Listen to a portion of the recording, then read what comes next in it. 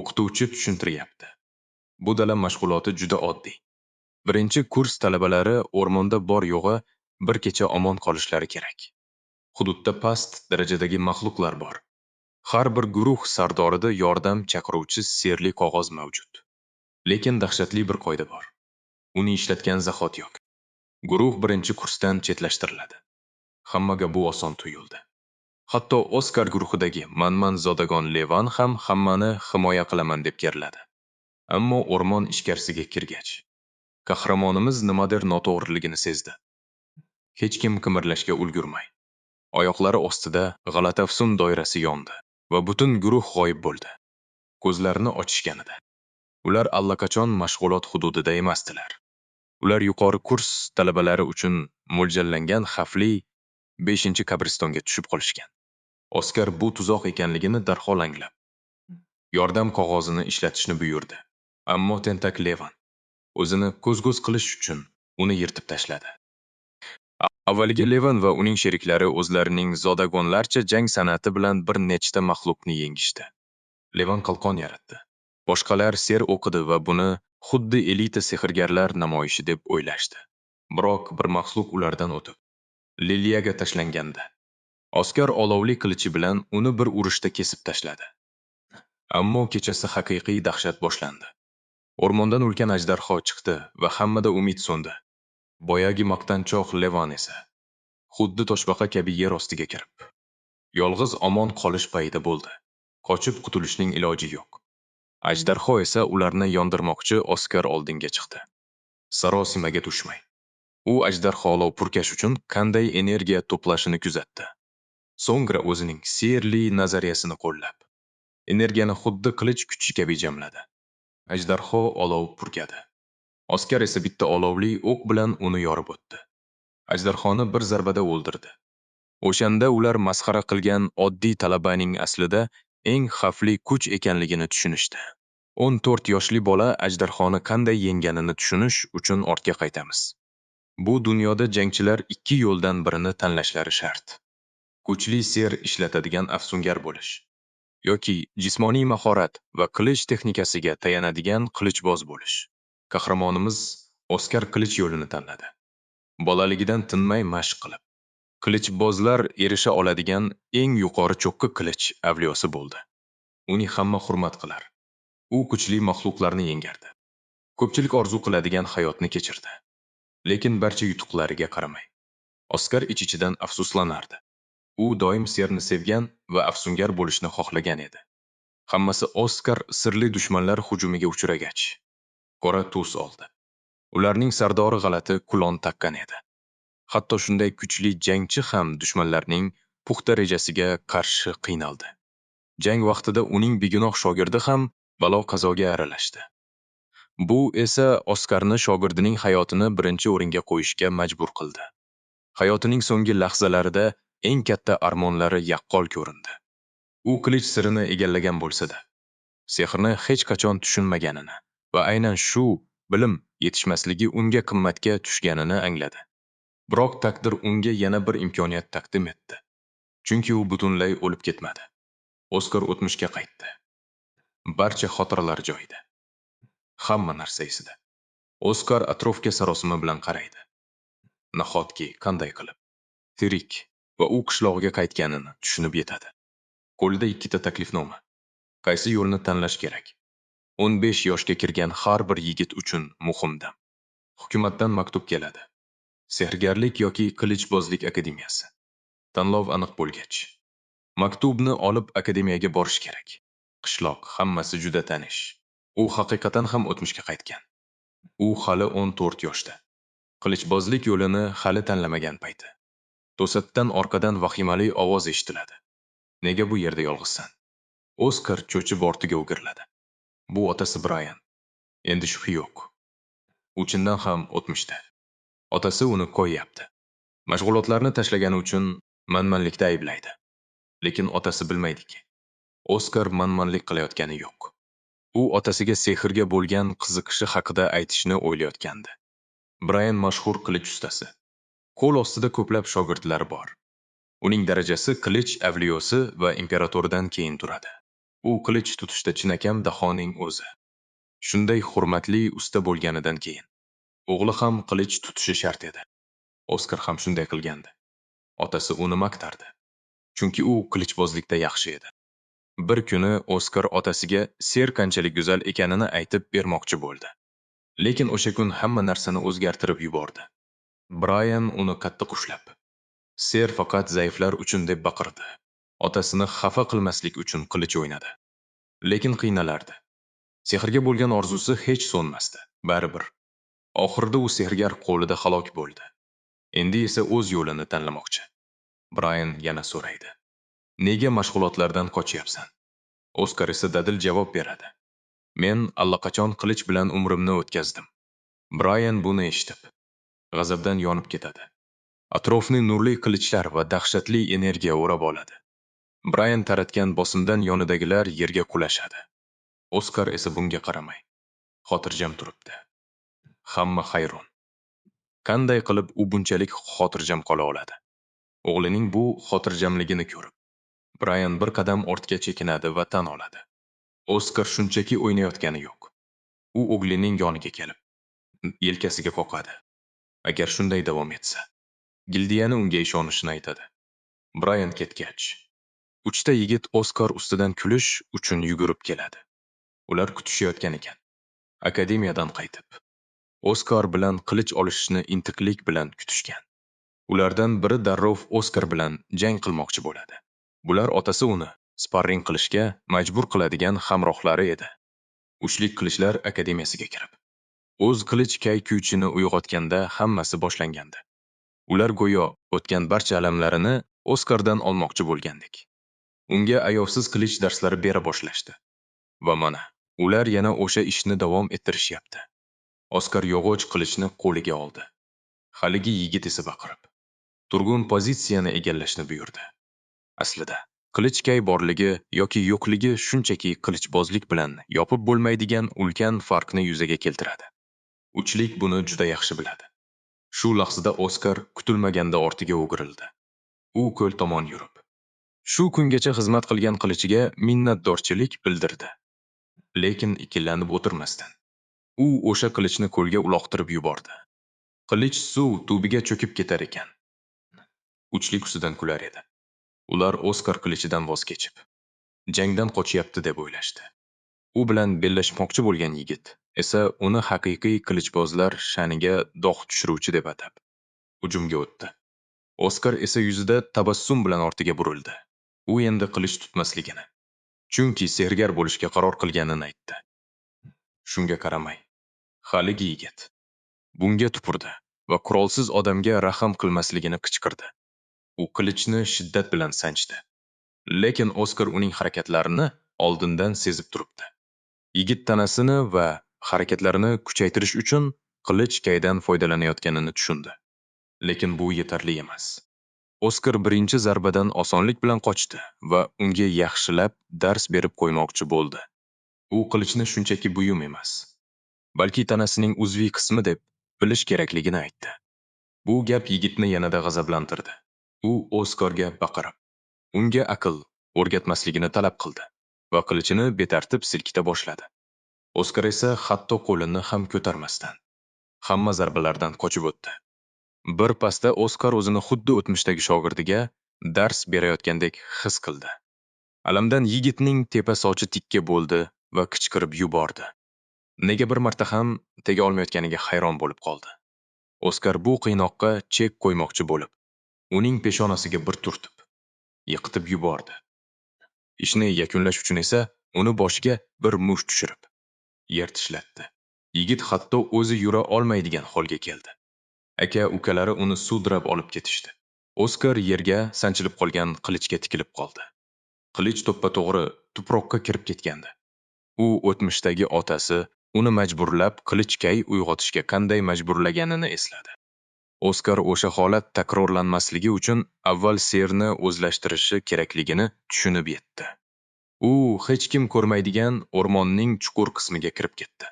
O'tiradigan tosh topdi va o'tmishdagi sehrgar Lilidan serdan qanday foydalanishni so'raganini esladi. Oskar buni juda yaxshi tushunadi.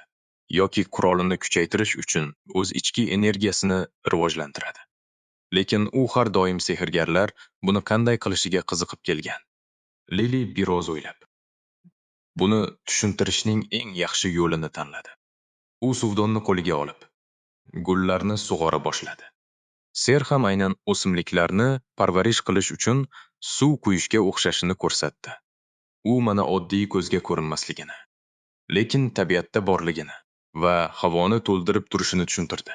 Mana oqimini tomirlar orqali aylantirib, ser formulasiga qo'yilsa, ser paydo bo'ladi. Lili buni o'shanda shunchalik zavq bilan tushuntirgandi.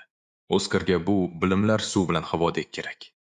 U barcha ma'lumotlarni yodga olish uchun tosh ustiga o'rnashib oldi. Unga mana xuddi havo kabi hamma joyda borligini aytishgan edi. U mana qayerdaligini his qilsa, uni o'z tanasiga yutib olishi mumkinligiga ishondi. Qilichbozlar esa o'lim bilan yuzlashganda barcha sezgilarini ishga soladi.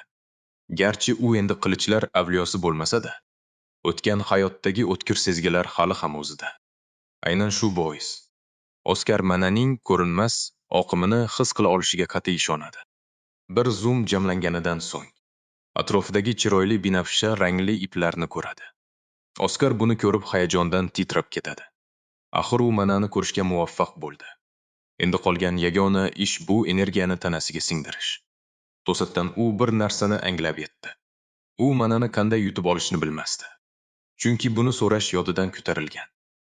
Toshdan sakrab tushib, g'alati narsani payqab qoldi. Uzoqdan qarasa, o'sha hududda juda quyuq mana to'plangan edi. Oskar qorong'u joyga kiradi va u yerda birorta ham jonzot yo'qligidan hayratda qoladi.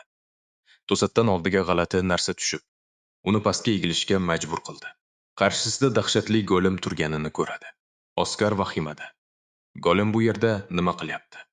Birdan tepadan qizil sochli jodugar tushib keldi. U nafislik bilan golemning yelkasiga qo'ndi va Oskardan ustaxonasida nima qidirayotganini so'radi. Golemning ko'zlari yona boshlagach, vaziyat jiddiylashdi. Jodugar Oskardan uning tadqiqot natijalari ortidan kelganmisan deb so'radi. Javob berishdan oldin yaxshilab o'ylab olishni aytdi. Chunki o'z hayoti xavf ostida. Oskar jodugarga tikilib qoldi, chunki u jang maydonlarida ko'plab mish-mishlarga sabab bo'lgan inson edi. U sovuq shimol janglarida qahramon sifatida tanilgan ayol. Golem bilan bir o'zi butun armiyaga teng keladigan jangchi. Yaratilish jodugari Izabel.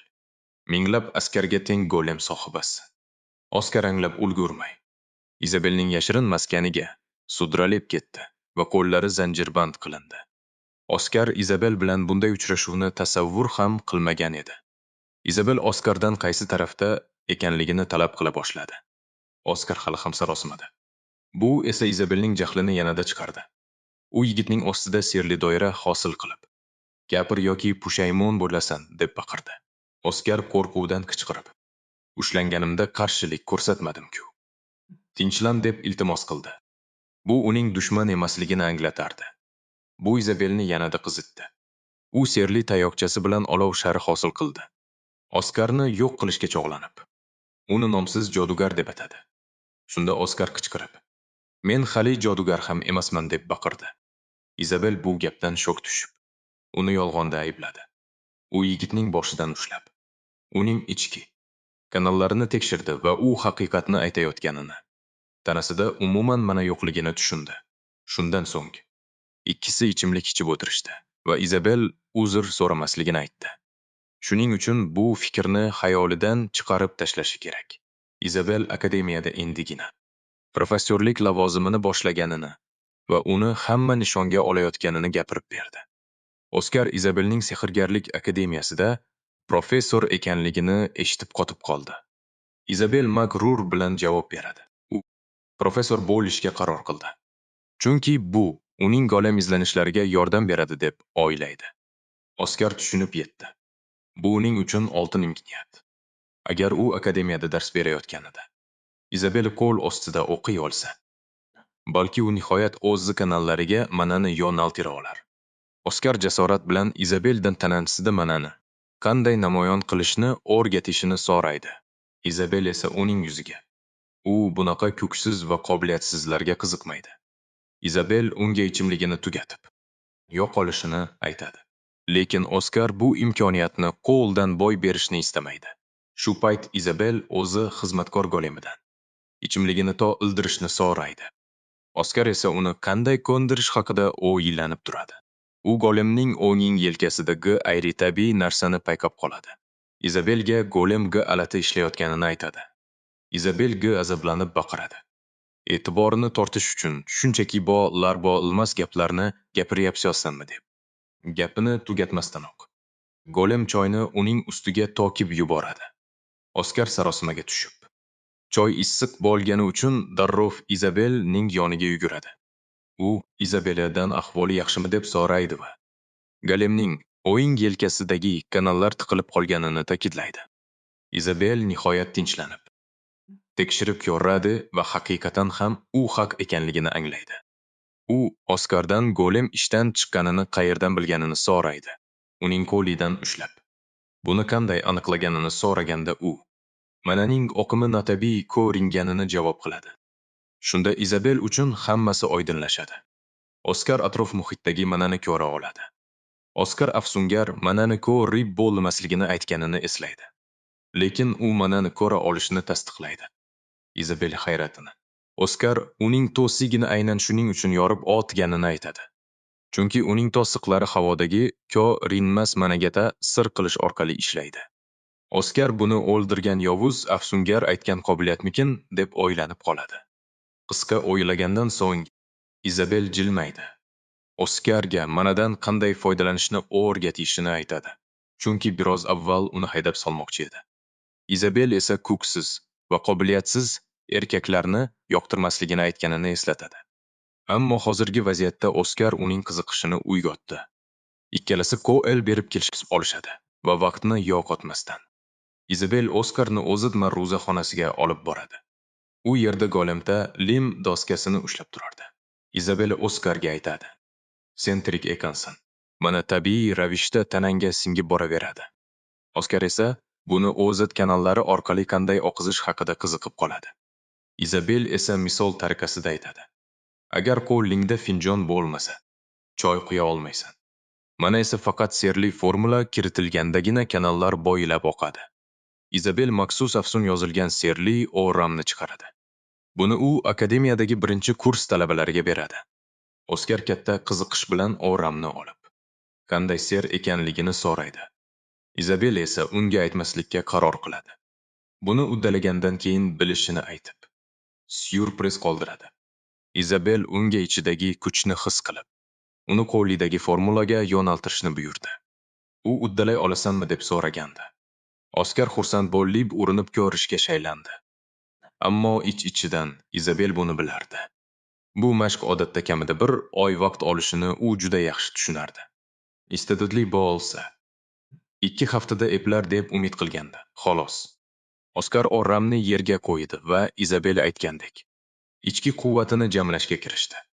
Bu xuddi qilichini kayni charxlayotgandek tuyuldi unga. Shunchaki diqqatini butunlay ichki dunyosiga qaratishi kerak edi. Oskar ko'zlarini yumdi va mana oqimini formulaga o'tkazib yubordi. Aytganidek bo'ldi. Mana o'ramdagi yozuvni uyutdi. Ko'zni qamashtiruvchi nur sochdi. Aslida, mana o'rganish xuddi yangi oyoqlarda yurishni boshlashdek gap. Hech kim tugilishi bilan yura olmaydi. Ko'p bor yiqilish shart. Tanani boshqarishni o'rgangandagina inson mustaqil qadam tashlay oladi. Izabel Oskar buni daqiqalar ichida uddalagach, hayratdan qotib qoldi. Sehrgarlik olamining cho'qqisidagilar mana qobiliyatini tez ozlashtirishi aytiladi. Lekin Oskar buni birinchi urinishdayoq qoyillatishini kutmagandi. Balki u atrofdagi manani ko'ra olar, deb o'yladi u. Ammo bu shunchaki taxmin. Bo'layotgan ishni to'liq izohlab bera olmasdi. Baribir iloji yo'q edi. Qarshisida haqiqiy daho turganini tan olishdan ozga yo'li qolmagandi. Izabel uning yelkasiga urib, birinchi urinishdayoq natijaga erishganini maqtadi. Birdan Oskar ko'zlaridagi jo'shqinlik, so'nggi bu hali yetarli emasligini aytdi. Izabel esankirab qoldi. Oskar esa bu shunchaki chiroyli emasligini ta'kidladi. Bolaligida ko'rgan sirli lahzalarni eslab, hozirgisi ulardan ancha farqli ekanini aytdi. Formula Noto GRI chizilganini aytib, xuddi golemning yelkasidagidek g'alati dedi. Rostdan ham nimadir o'xshamayotgandi. Izabellaga yuzlanib, uning fikrini so'radi. Ammo Izabel shu qadar hayratda ediki, bir ogiz so'zi ham aytolmadi. Oskar esa oddiy haqiqatni tushunganini aytdi. U shunchaki sehrgar bo'lishni istamasdi. U Binokson va Go'zal Serjodu yarata oladigan usta bo'lishni xohlardi. Buni aytayotganda ko'zlari yulduzdek porlab ketdi. Agar formula notogi eri bo'lsa, uni shunchaki qayta yozishing kerak edi dedi. Oskar darrov Isabellinikiga cho'pib, qanday qilib formula chizishni o'rgatishini so'radi. Keyinroq Brian uy ichida yurib, Oskar hamrohlari yiqilib yotganini payqadi. Nima bo'lganini so'rab surishtira boshladi. Uchovlon vahimaga tushib, gapni aylantirishga urinishdi. Lekin Brian bo'sh kelmay, qayta so'roqqa tutdi. Oxiri ular Oskar hammalarini osonlikcha yengganini tan olishdi. Brian bunga ishonqiramay, boshini chayqab ketdi. Ertangi reja buzilmasligi uchun jarohatlarini davolashni buyurdi. Lekin Brian magrur tabassum bilan O'geliga qilich kalitini berish vaqti kelganini o'ylardi. Shu payt Oskar Izabel qo'l ostida tahsil olayotgan edi. Sehrdan to GRI foydalanish uchun qancha bilim kerakligini ko'rib hayratda qoldi. Izabel uning bu borada chinakam iste'dodi borligini aytdi. Agar u yana kitoblar xohlasa, qiz ularni bemalol beraveradi. Oskar juda xursand bo'ladi va rostdan ham shundaymi deb so'raydi. Qiz esa ha deb tasdiqlaydi. U o'zi bilgan hamma narsa shu kitoblarda ekanligi bilan maqtana turib, xohlagancha olishini aytadi. Ko'p o'tmay bu gapidan pushaymon bo'ladi. Chunki Oskar vaqtni yo'qotmay, qo'liga ilingan barcha kitoblarni yig'ishtirib ola boshlaydi. Izabela qarshilik qilmoqchi bo'ladi. Lekin yigit unga o'zi ruxsat berganini eslatib qo'yadi. Shu payt Izabel Oskarga muhim bir gapni aytishi kerakligini bildiradi. Bu shunchaki gap emas, ogohlantirish edi. U yigitga mana energiyasini o'zlashtirib, endi rasman sehrgar bo'lganini tushuntiradi. Endi u qilich kuchi bilan ishlashda juda ehtiyot bo'lishi kerak. Aks holda bu hayotiga zomin bo'ladi. O'tmishdagi hayotida otasi to'shakda yotib, jon berish arafasida turganda Oskar qishloqqa borgan edi. Otasi uni yoniga chaqirdi, yaqinroq kelib, qulog'iga sehrgarlikka iqtidori borligiga amin bo'lganini pichirlab aytdi. O'sha paytda Brian o'g'lini serdan voz kechishga majburlagani katta xato bo'lganini tushunib yetgan edi. Ammo bu safar hammasi boshqacha. Oskar dadil qadam tashlab, Sehrgarlar akademiyasiga kirish uchun otasidan ariza qog'ozini imzolashni so'rashga tayyor. Kechasi Oskar otasini topdi va qo'lida ariza bilan turdi. Otasi nima istayotganini so'raganda, Oskar undan ariza qog'ozini imzolashni so'radi. Brian arizani olib, Qilichbozlik akademiyasi bo'lishini kutgan edi. Lekin Sehrgarlar akademiyasi yozuvini ko'rib qoldi. Yuzida tabassum bilan. Oskar otasiga uning imzosisiz Sehrgarlar akademiyasiga kira olmasligini tushuntiradi. Brian boshini changallab, nega qilichbozlar oilasida tug'ilib, serni tanlaganini o'g'lidan jahli chiqib so'raydi. Shunda Oskar otasiga savol beradi. Sehrni ishlatmoqchi ekanini avvalroq aytganini eslaydimi deb so'raydi. Brian arizani yerga uloqtirib, Oskarning bu istagini bolalarcha qiliq deb ataydi. So'ngra o'g'lining tanasiga qilich kuchini kiritish uchun unga tegishga urinadi. Ammo Oskar tanasidagi mana energiyasi uni qaytarib yuboradi. Brian hayratdan yoqasini ushlab, Oskar mana energiyasini o'zlashtirib olganmi deb baqiradi. Oskar esa buni otasini boshqacha usul bilan ko'ndira olmasligini bilgani uchun qilganini aytadi. Bu gapdan qattiq g'azablangan Brian Oskar aka-ukalarini mag'lub etganini eshitganini aytadi. Brian Oskarga shunday deydi. Qilich kuchini ishlatmay turib qilichbozni yengish uchun ulkan iqtidor kerakligini ta'kidlaydi. Oskar buni bilishini aytadi. Lekin Brian unga tushunmasligini qattiq turib uqtiradi. Brian jahli chiqib baqira boshlaydi. Agar qilichboz bo'lsa, muvaffaqiyati kafolatlanganini ta'kidlaydi. Oskar otasining haqligini tan oladi. Lekin muvaffaqiyat har doim ham baxt keltirmasligini aytadi. Brian boshini changallab, oxiri sabri tugaydi. Agar tezroq harakat qilsa, bu xatoni tuzatib qolishi mumkinligini o'ylaydi. U Oskarga aytadi. To'g'ri yo'ldan adashishiga, qarab turmasligini va buni kuch bilan tushuntirib qo'yishini aytadi. Brayan qilichini sug'urib, Oskar hozir uni tushunmasligini aytadi. Ammo bir kun kelib, unga rahmat aytishiga ishonchi komil. Oskar esa sekin pichirlaydi. Chunki u o'sha kun hech qachon kelmasligini va qilichbozlikni tanlashi hatto o'limiga sabab bo'lganini biladi. Brayan endi Oskarga qilichini olishni buyuradi. Oskar chuqur nafas oldi va Qilich akademiyasiga topshiriladigan arizasini o'tiga tashladi. O'zi otasiga mag bo'lish qarorida qat'iy ekanini yana bir bor eslatib qo'ydi. U otasiga ochiqdan ochiq qarshi chiqdi. Ko'ramis, mening sevimli mashg'ulotimni qay darajada sindira olar ekansiz, deb aytdi. Brayan O'Ji-Layning kerilib, o'zini ko'rsatib qo'ymoqchi bo'ldi. Oskar shunchaki qilich energiyasiga bardosh bera olgani uchun o'ziga ortiqcha baho berayotgan edi. Brayan Oskarga tashlanib, kuchli zarba berdi. Lekin Oskar buni osongina chetlab otdi. Brayan hayratda. Gap shundaki, Oskar otasining hujumlarini xuddi o'zi qo'li bilan qilich tutgandek juda aniq o'qiy olyapti. Brayan tinimsiz hujum qilyapti. Lekin Oskar hamma zarbalarni chetlab otyapti. Chunki u o'tgan hayotida aynan otasining uslubini o'rgangan. Shu bois otasining harakatlarini oldindan bilish unga juda oson. Oradan biroz vaqt o'tib, Brayan hujumni to'xtatdi va Oskarning sozlarda turganini tan oldi. Brayan hatto Oskarning chaqqonligiga tan berdi. Tanasini qilich energiyasi bilan quvvatlamasdan turib, gildiyadagi hech kim bunday qila olmasligiga ishonchi komil edi. Brayan Oskarning qilichbozlikdagi dod-oyat katta ekanini aytdi. U hamma narsasini O'Ji-Layning qilichbozlik yo'lini tanlashiga tikkan. Brayanning aurasidan uning qanchalik jiddiy ekani yaqqol ko'rinib turibdi. U Oskarni hoziroq qilich energiyasini qabul qilishga undayapti. Lekin Oskar unga magiya istagini sindirib tashlamoqchi bo'lganini eslatdi.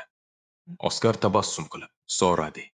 Ota, meni ura olmaganingiz uchun taslim bo'lishimni xohlaysizmi? Bu gap Brayanga qattiq botdi. Oskar otasiga istedoddan ham muhimroq narsalar borligini va u o'z yo'lidan qaytmasligini aytdi.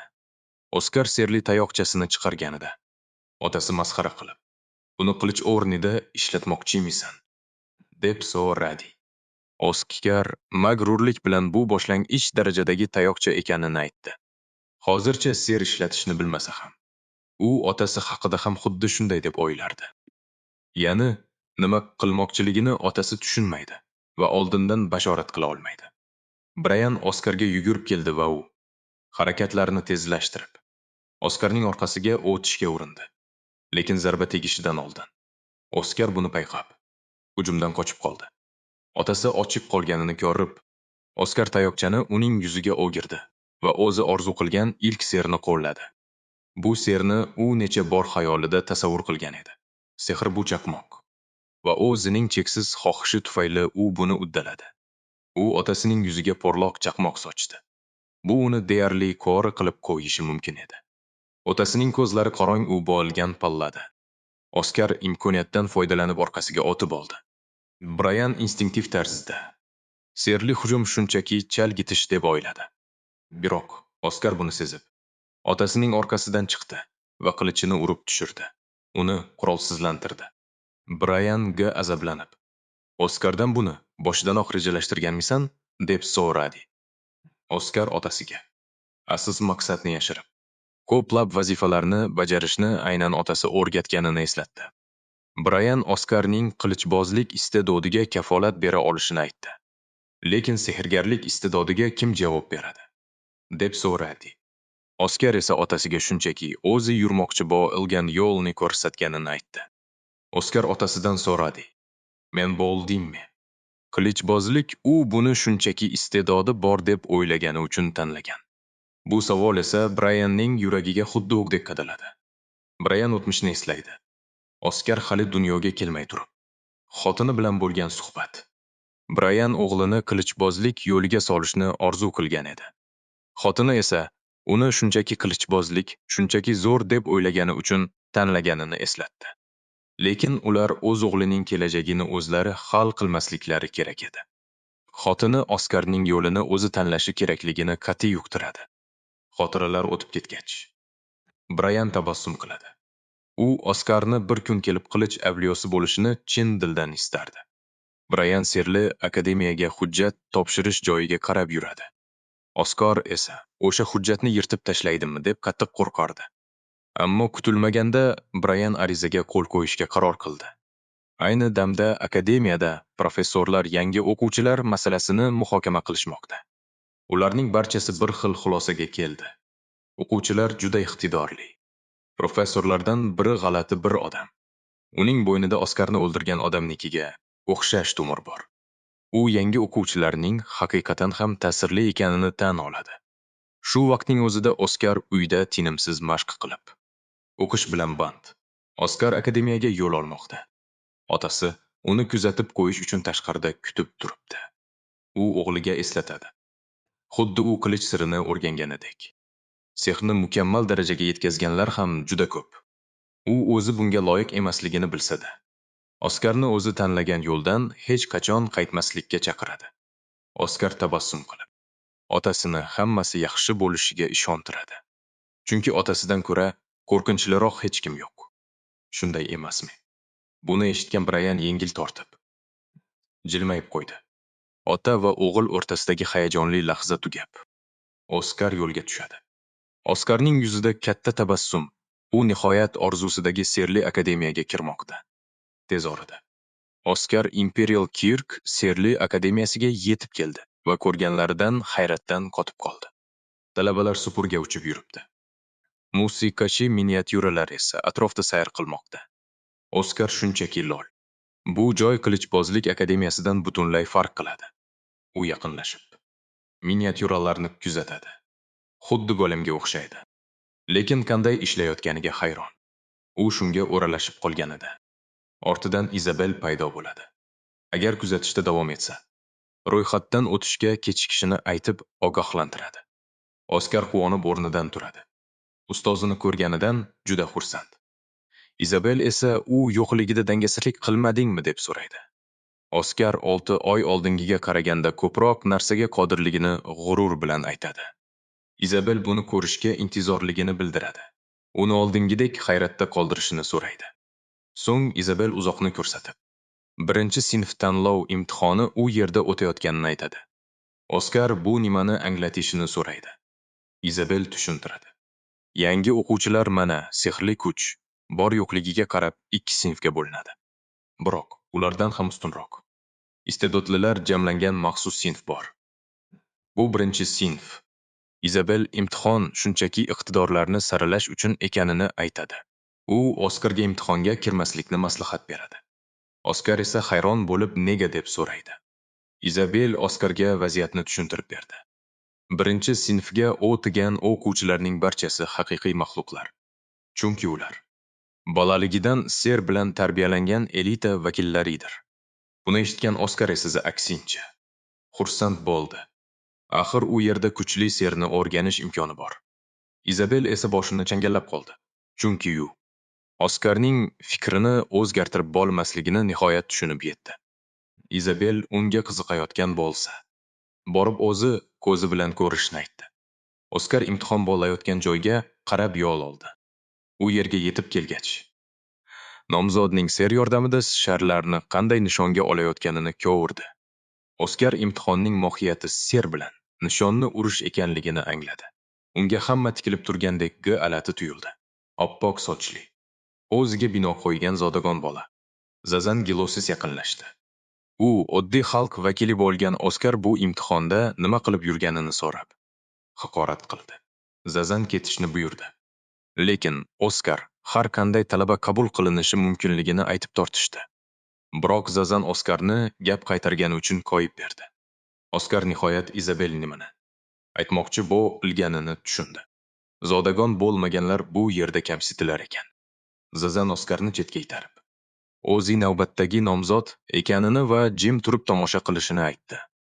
Imtihon uchun mas'ul professor Rut topshiriq shartlarini e'lon qildi. Zazan Oskarga mag'rurlanib dedi. Birinchi sinf yoshligidan sehrga hayotini bag ishlaganlar uchun mo'ljallangan joy. Va u Oskarga tajriba qanchalik muhimligini ko'rsatib qo'ymoqchi bo'ldi. Zazan o'zining kuchli muz serini ishga soldi. Barcha nishonlar muzladi. Talabalar hayratdan yoqa ushlashdi. Uning oilasini ko'klarga ko'tarishdi. Giloteslar oilasiz naqadar qudratli ekanligini gapirib ketishdi. Hatto ba'zilar Zazan hali bor kuchini ishga solmagan deb o'ylashdi. Orqasidagi olqishlarni eshitgan Zazan Oskarning oldiga ishonch bilan keldi. U endi tushungan bo'lishi kerakligini. Ko'ksiz odamlarga bu yerda o'rin yo'qligini ta'kidladi. Oskar Zazanga javob qaytardi. Sehrga butun umrini bag ishlagan odamning kuchini ko'rish juda ta'sirli ekanini aytdi. Lekin u Zazanga hammasi bekorchilik ekanini dadil yuziga aytdi. Bu gap Zazanni lol qoldirdi. Oskar Zazanning yonidan o'tib ketdi. Chunki u harakat va vaqtning qadrini hammadan yaxshi bilardi. Oskar aslida birinchi sinfga kira olmasligidan xavotirda edi. Ammo hozir ko'rganlaridan so'ng o'ziga bo'lgan ishonch ortdi va buning uchun Zazanga rahmat aytsa ham bo'lardi. Oskar hassa sehrli tayoqcha chiqargandi. Talabalar ustidan kula boshlashdi. Oddiy tayoqcha bilan nishonga tekkizish imkonsizligini aytib mazax qilishdi. Zazan aksincha.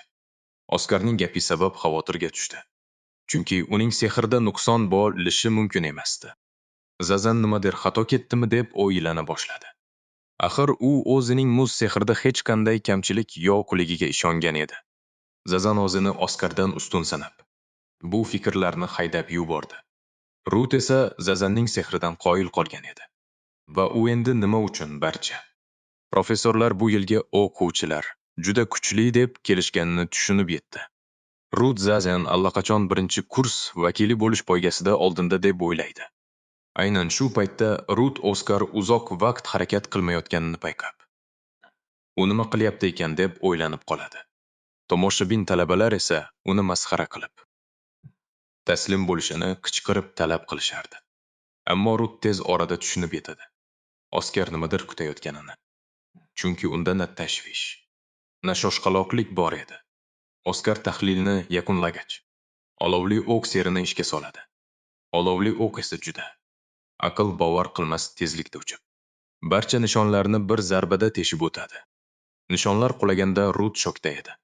Chunki hujum shunchalik tez ediki, boshqalar hech narsa ko'rmay qolishdi. Hammaning xayolida bitta savol. Nima bo'ldi? Garchi Oskar beshala nishonni ham ura olgan bo'lsa-da, talabalar nishonlarda faqat mayda teshiklar qolganini ko'rib, uning mahoratini tan olishni istashmaydi. Ular hattoki uni qoralab, bunaqasi bilan imtihondan o'ta olmaysan deyishadi. Zison ham Oskar juda kuchli ser ishlatishini kutgan edi. Umidsizlik bilan ortiga qaytadi. Oskar esa Rutga o'girilib, imtihondan yiqildimmi deb so'raydi. Ammo Rut barcha beshla nishonni urganini aytib, u shubhasiz o'tganini dadil tasdiqlaydi. Rut keyin Oskardan nega shunchaki nishonlarni bittadan nishonga olmading deb so'raydi. Axir qo'lidan kelardi-ku. Rut buni tasodif deb atashlarini istamasdi. Oskar esa Zisonning serini ta'sirli deb tan oladi.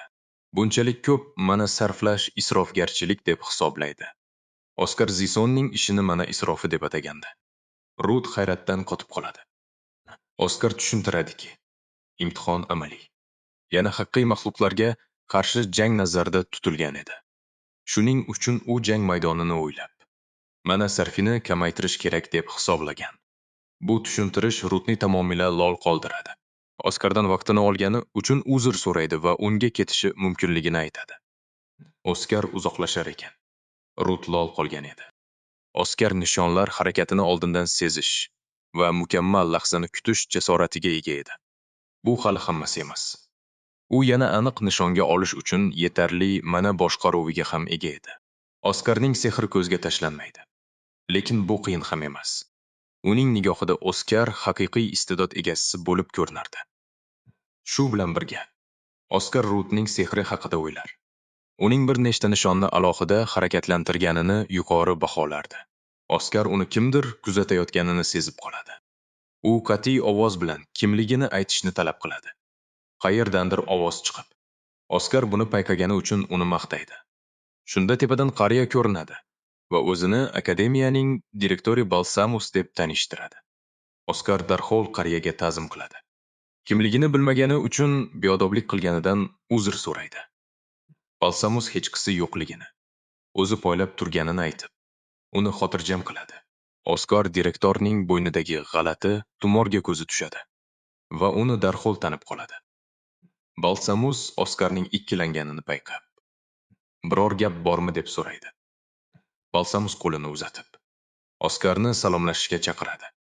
Oskar istar-istamas qo'l uzatadi va direktorning qo'lini tutmoqchi bo'lganida, u oyog'i ostida hujum pishayotganini sezib, darhol chekinib o'zini chetga oladi. Balsamus hayron qoldi. Hujumdan qanday qutulib qolganiga ishonmay, u Oskarning kuzatuvchanligi ancha o'tkir ekanini tan oldi. Balsamus havoda muallaq turib, Oskar ustidan ustunlikni qo'lga oldi. Oskar esa vahima ichida tayoqchasini suk urib, "O'ldirish uchun keldingmi?" deb baqirdi. "Kichkina tayoqcha bilan meni yenga olaman deb o'ylaysanmi?" dedi. Keyin u kuchli shamol serini ishga solib, Oskar qopqonga tushirdi. Buni sezgan Oskar vaziyatdan chiqish yoli yo'qligini darhol angladi. Vahimaga tushmasdan yoki qochishga urinmasdan, u boshqacha yo'l tutdi. U olov serini ishga solib, to'g'ri Balsamusning o'ziga otildi. Balsamus majbur bo'ldi to'siqni olib, olovdan himoyalanishga. Balsamus hayratda qoldi, chunki Oskar qaysi yo'ldan kelganini ko'rgandi. Balsamus himoya qatlamini butunlay ochirdi. Oskar esa holsizlanib tiz cho'kidi. Balsamus pastga tushib, uning yoniga keldi. "Sehrlaring tugadimi?" deb so'rab, "Sinf bo'lmaganda o'lgan bo'larding" dedi. Oskar ogir xo'rsinib, "Asl maqsading nima?" deb so'radi. Chunki shunchaki o'yin uchun bunchalik sinf uyushtirmasliging aniq. Balsamus uning zehnini maqtadi va tushuntirishni boshladi. Akademiyada serni shunchaki alohida, imtiyoz deb biladiganlar ko'p. Balsamus shunchaki unga haqiqiy hayot qandayligini ko'rsatmoqchi edi. Lekin natijalarni ko'rib, uning haqiqiy salohiyatini kam baholaganini angladi. Oskar direktor nima demoqchi ekanini asta-sekin tushunib yetdi. Agar hammadan ajralib tursang, nima bo'lishini tushuntirayotgandi. Aynan hozirgi kabi. Sening o'zing ham nishonga aylanasan. Balsamus aynan shuni nazarda tutayotganini tasdiqladi. Talantli oddiy odamlarni ko'rolmaydigan ekstremistlar borligini aytdi. Bu Oskarga uni o'ldirgan sehrgarlarning gaplarini eslatdi. Ular uning iqtidori haddan ortiq ko'pligi uchun uni yo'q qilishgandi. Oskar ularning kimligini so'ragan edi. Balsamus chuqur nafas oldi. Ularning kimligini bilish sening hayotingga xavf solishini aytdi. Faqat akademiya ichida o'zini himoya qilish kuchiga e'tibor qarat dedi. Bu gap Oskarga juda qattiq ta'sir qildi. Agar Balsamus dushman bo'lgan edi, u allaqachon o'lgan bo'lardi. Oskar bo'yidagi tumorni so'radi. U sehrli avliyo belgisi ekan. Bu gapdan Oskar shokka tushdi. Sehrli avliyo bu sehrgar erisha oladigan eng yuqori daraja. Ketish oldidan Balsamus uning qo'liga bir nishon tashladi. "Buni yo'qotib qo'yma. Tez orada senga asqotadi" dedi. Direktorning qanchalik qudratli ekanini angladi. Uning manasida biron bir o'zgarish yoki titroq sezilmadi. Shunchaki qoyil qolib tura olmasligini tushundi. Bu hayotda ser o'rganishning o'zi yetarli deb o'ylagandi. Lekin uni o'ldirganlar orasida sehrli avliyo ham borligi uni sarosimaga soldi. Vaziyat shunday ekan. Oskar o'zini qilich avliyosi bo'lgan paytdagidan ham kuchliroq qilishga qaror qildi. Keyinroq, birinchi dars uchun sinfxonada Zazen va uning atrofiga yig'ilganlar Oskar haqida g'iybat qilishmoqda. Oddiy xalqdan chiqqan birinchi talaba. O'ylashcha, bu sinfga loyiq emas. Zazen ularning gapini bo'lib, o'z fikrini aytadi. U Oskarni shunchaki oddiy fuqaro deb ataydi va tez orada sinfdan haydalishini bashorat qiladi. U gapini tugatmay turib, Oskar sinfga kirib keladi. Hammada hayrat. Hech kim uni bu yerda kutmagan edi. Direktor bilan bo'lgan uchrashuvdan so'ng Oskar yotoqxonaga qaytdi. Maqsad bitta tana kanallaridan o'tadigan, mana hajmini oshirish uchun tinimsiz mashq qilish. U o'z imkoniyatlari kengayayotganini va chidamliligi ortayotganini his qiladi. Oskarning yagona orzusi haqiqiy jangovar tajriba orttirish uchun imkoniyat topish. U sinfga qadam qo'yishi bilan barcha ko'zlar unga qadaladi. Oskar o'zida kuchli bo'lishga bo'lgan g'ayritabiiy ishtiyoqni birinchi marta shunchalik aniq sezadi. Oskar va Zazen to'qnashishadi. Oskarning ko'zlari Zazendagi nafratni yaqqol ko'rib turibdi. Bu uchrashuv Oskarni ajablantirmadi. Chunki u baribir Zazen bilan shu yerda yuzma-yuz kelishini oldindan sezgan edi. Shu payt uning ko'zi oxirgi qatorda o'tirgan tanish qizga tushadi. Bu Lili edi. Oskar uning yoniga borib, yerdagi tushib ketgan xatchopni olib beradi. Lili har doimgidek nurli tabassum bilan xatchopni oladi va Oskarga minnatdorchilik bildiradi. Oskar xatchopdagi gulni ko'rib, beixtiyor Lilining gullarga bo'lgan mehrini eslatib o'tadi. Lili nima deganini so'raganda, Oskar darrov gapini burib yuboradi. Shunchaki gulning go'zalligi haqida o'ylayotganini aytib, vaziyatdan chiqib ketadi. U o'zini tanishtiradi va yoniga o'tirishga ruxsat so'raydi. Lili xursandchilik bilan rozi bo'lib, o'zini Lili Lel deb tanishtiradi. G'alati bir ovoz xona bo'ylab yangraydi va barcha talabalarning e'tiborini tortadi. Talabalar nima bo'layotganini tushunmay, hayron bo'lib o'rnilaridan turishadi.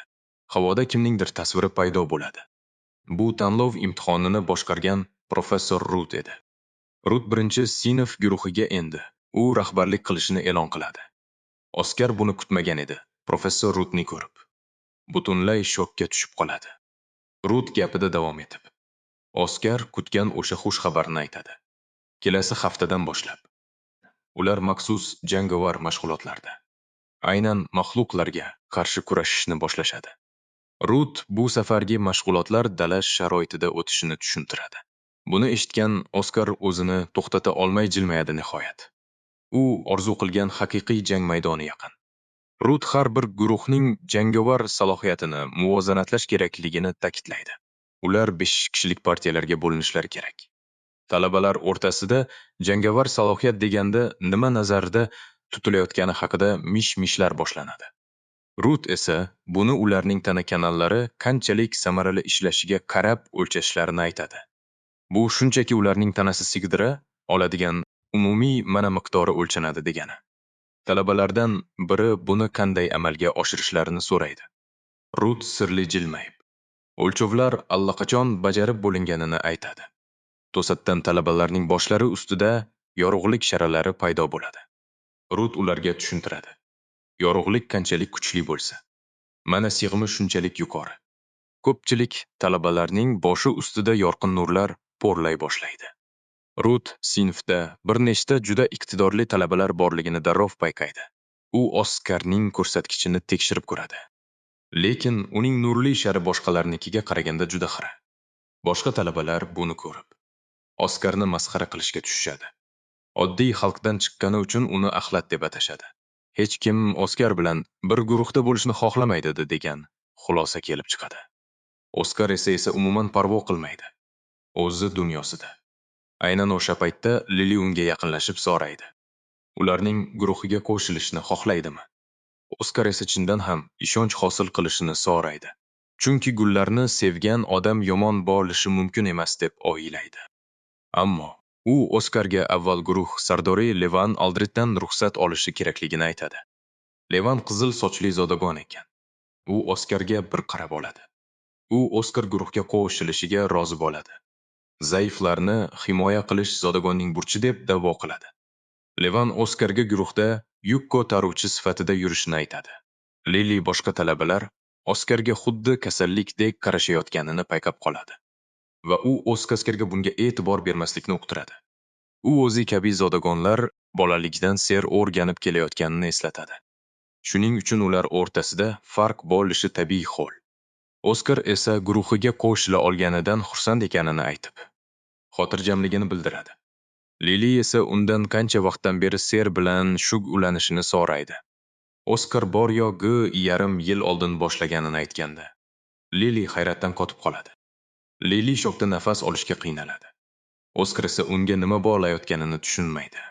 Zazen Rutga gaplashib olish uchun yaqinlashadi. Rut nima gapligini so'raydi. Zazen esa nega sinfda oddiy xalq vakili borligini so'raydi. U Oskar oddiy afsun ham ishlata olmasligini va mana sig'imi pastligini aytadi. Demak, u kabi havaskor birinchi darslardayoq ortda qolishi aniq. Rut buni eshitib jilmayadi va Zazenga kutilmagan gapni aytadi. Oskar ser o'rganishni atik yarim yil avval boshlaganini ma'lum qiladi. Zazen buni eshitishi bilan ko'zlari hayratdan yona boshlaydi. Rut g'urur bilan Oskar katta salohiyatga ega ekanini, bir necha oyda vaziyat o'zgarishini aytadi. Balki tez orada Zazen aytgan gaplarni Oskar unga qarata aytar. Havaskorlarni saralash uchun dala mashqlari muhimligini aytadi. Tashvishlanishga hojat yo'q. Lili Oskarga ser darajalarini tushuntirish bilan band. Shogird usta, darajali, hukmdor va ser avliyosi. Lili ko'pchilik zodagonlar bolalikdan ta'lim olib, usta darajasida ekanini aytadi. Oskar esa tushunadi. Usta darajasi odatda haqiqiy yirtqichlarni mag'lub etish uchun chaqiriladigan daraja. Manasig imi bo'yicha talabalarning hozirgi yoshida bu darajaga yetish tahsinga loyiq. Biroq Lili u bilan bahslashadi. Aslida eng hayratlanarlisi aynan Oskar ekanini aytadi. Chunki Boryo 6 oyda shogird darajasiga yetish ko'rilmagan holat. Bu Oskar o'ylantirib qo'yadi. Balki bu uning istedodidir. U o'zining zo'rligini tan olgisi kelmay, barcha sharafni ustoziga bog'laydi. Oskar Lilidan Levan bilan bo'lgan munosabati haqida so'raydi. Lili Levaning oilasi uzoq tarixga ega obro'li zodagonlar xonadoni ekanini aytadi. U atrofidagi oilalar himoya istab ularga ergashishini ma'lum qiladi. Oskar esa Lilining oilasi ham ulardan biri ekanini tushunadi. Lili Levanga alati ko'rinsa ham kerakli vaqtda ularni himoya qilishiga va'da beradi. Aslida esa Oskar hech kimning uni himoya qilishini istamaydi. Chunki o'zi jangovar tajriba orttirmoqchi.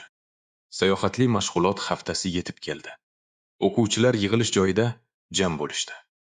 Rut yonida ko'zi bog'langan boshqa bir professor Ayan bilan chiqib keldi. Hammasini tushuntirmoqchi. Rut ularga gap boshladi. O'rmonga past darajadagi yirtqichlar qo'yib yuborilgan. Vazifa esa bir kecha omon qolish. U qog'ozlar haqida aytib o'tdi. Har bir guruh sardariga himoya qalqoni va signal beruvchi sirli qog'oz berildi. O'ylamasdan o'sha qog'ozni ishlatishlari kerakligini uqtirdi. Buni eshitgan o'quvchilar hammasi tirjayib kulishdi. Bu juda oson deb o'ylashdi. Shu zahoti Rut qo'shimcha qildi. Kim yordam so'rasa, birinchi sinfdan haydaladi. Ularning kulgisi darrov muzlab qoldi. Kayfiyat o'zgarganini ko'rgan Oskar birinchi sinfda qolish zodagonlar uchun qanchalik muhimligini angladi. Levan esa o'z guruhiga mag'rurlik bilan va'da berdi. Hech kim ketishga majbur bo'lmaydi.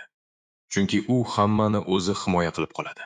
Levan barcha yukni Oskarga ortdi. Uni ko'tarib yurishni buyurdi. Lili yuk juda ko'pligini aytmoqchi bo'ldi. Lekin Oskar kelishuv shundayligini aytib, xavotir olmaslikni so'radi. Oskar indamay yukni ko'tardi. Levan esa ustidan kuldi. O'z joyini biladiganlar yoqishni aytdi.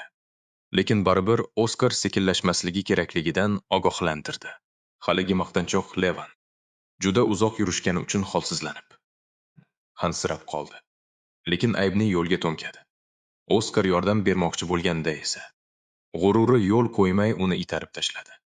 Shu noqulay vaziyatdan keyin Oskar esa akademiya nazoratidagi hududda yirtqichlar yo'qligini tushunib yetdi. Oskar kuchli mana o'zgarishini sezib, Levanni to'xtashga chaqirdi. Ammo Levan baqirib, unga buyruq berishga kim ruxsat berganini so'radi. Levan yana oldinga qaysarlik bilan qadam tashladi va Izabel ustaxonasidagiga o'xshash serli doirani faollashtirdi. Ko'z ochib yumguncha fazo yorildi. O'quvchilar vahimaga tushishdi. Hatto qaysar Levan ham qo'rquvdan baqirib yubordi. Oskar esa xotirjamlik bilan guruhdagilarga hassa tayyorlashni buyurdi. Chunki sehrli doira ularni boshqa yoqqa o'tkazib yuborayotgan edi. Lili boshqa o'rmonda ekanliklarini anglab yetdi. Atrofga sinchiklab qaradi va dahshatli haqiqat bu 5-qabriston ekanligini ko'rdi. Boshqa guruh a'zolari shokka tushishdi. Chunki bu joy faqat yuqori kurslar uchun edi. Yana biri birinchi kurs bo'la turib qanday qilib bu yerga kelib qolishganiga hayron bo'ldi. Oskar sirli doira kimdir tomonidan qo'yilgan tuzoqmi degan savol ustida bosh qotirdi. Balki o'tmishda uni o'ldirgan guruhning ishi bo'lishi mumkin deb o'yladi. Vaziyat o'ta xavfli bo'lgani uchun Oskar yordam chaqirish uchun sirli qog'ozni ishlatishni taklif qildi. Biroq o'zini sardor deb e'lon qilgan Levan qog'ozni yirtib tashlab hammani hayron qoldirdi. Nega bunday qilgani so'ralganda Levan Oskar vaziyatni bo'rttirayotganini aytdi. Akademiya o'chirib qo'yishni unutgan tasodifiy teleportatsiya doirasiga bosib qo'yganliklarini aytdi. Bunday narsalar doim bo'lib turishini ta'kidlab, tinchlantirdi. Lekin Oskar uning gaplariga umuman ishonmadi. Levan esa bu imkoniyatdan foydalanib nom qozonish kerakligini aytadi. U mashg'ulotdan muvaffaqiyatli o'tib, obro' va yaxshi baho olishni o'ylaydi. Maqtangandan so'ng, u jamoani o'limga yetaklab, dadil oldinga boshlaydi. Uning ahmoq sheriklari esa jon-jon deb ergashishadi. Ular nufuzli Aldrit oilasining merosxo'ri bo'lgani uchun unga ishonishadi. Oskar ularning ahmoqligidan hayratda. Lili esa uni himoya qilishni so'raydi. Boshqa iloji yo'q. U ham ularga qo'shilishga majbur. Tez orada yirtqichlarga yem bo'lishlarini bilgan holda, Oskar soyadan chiqayotgan yirtqichlar to'dasini sezadi. Biroq qo'rqish o'rniga Levan ularni ko'rib xursand bo'ladi. Oskar esa biroz xavotirda. Ammo jang qilishga tayyorlanadi. Chunki u haqiqiy jangovar tajriba orttirishni intiqlik bilan kutgan edi. U bir afsona sinab ko'rmoqchi. Ayni muddao. Afsuski, Oskar harakat qilmasidanoq Levan uning yo'lini to'sib, chekinishni buyuradi. Zodagonlar qanday jang qilishini ko'rsatib qo'ymoqchi bo'ladi. Oskar esa bu zodagonlar jangi nima ekanligini tushunmay hayron qoladi. Yirtqichlar hujumga o'tishi bilan Levan serli tayoqchasini chiqaradi. U yerni qattiq urib, yer qalqoni serini faollashtiradi. Sehr oldinda ulkan qoyani paydo qilib, ularni maxluqlardan ajratib qo'yadi. Levan buni vaqt yutish uchun ishlatib, jamoasiga yordam berishni buyuradi. Ulardan biri shamol nayzasi serini qo'llaydi.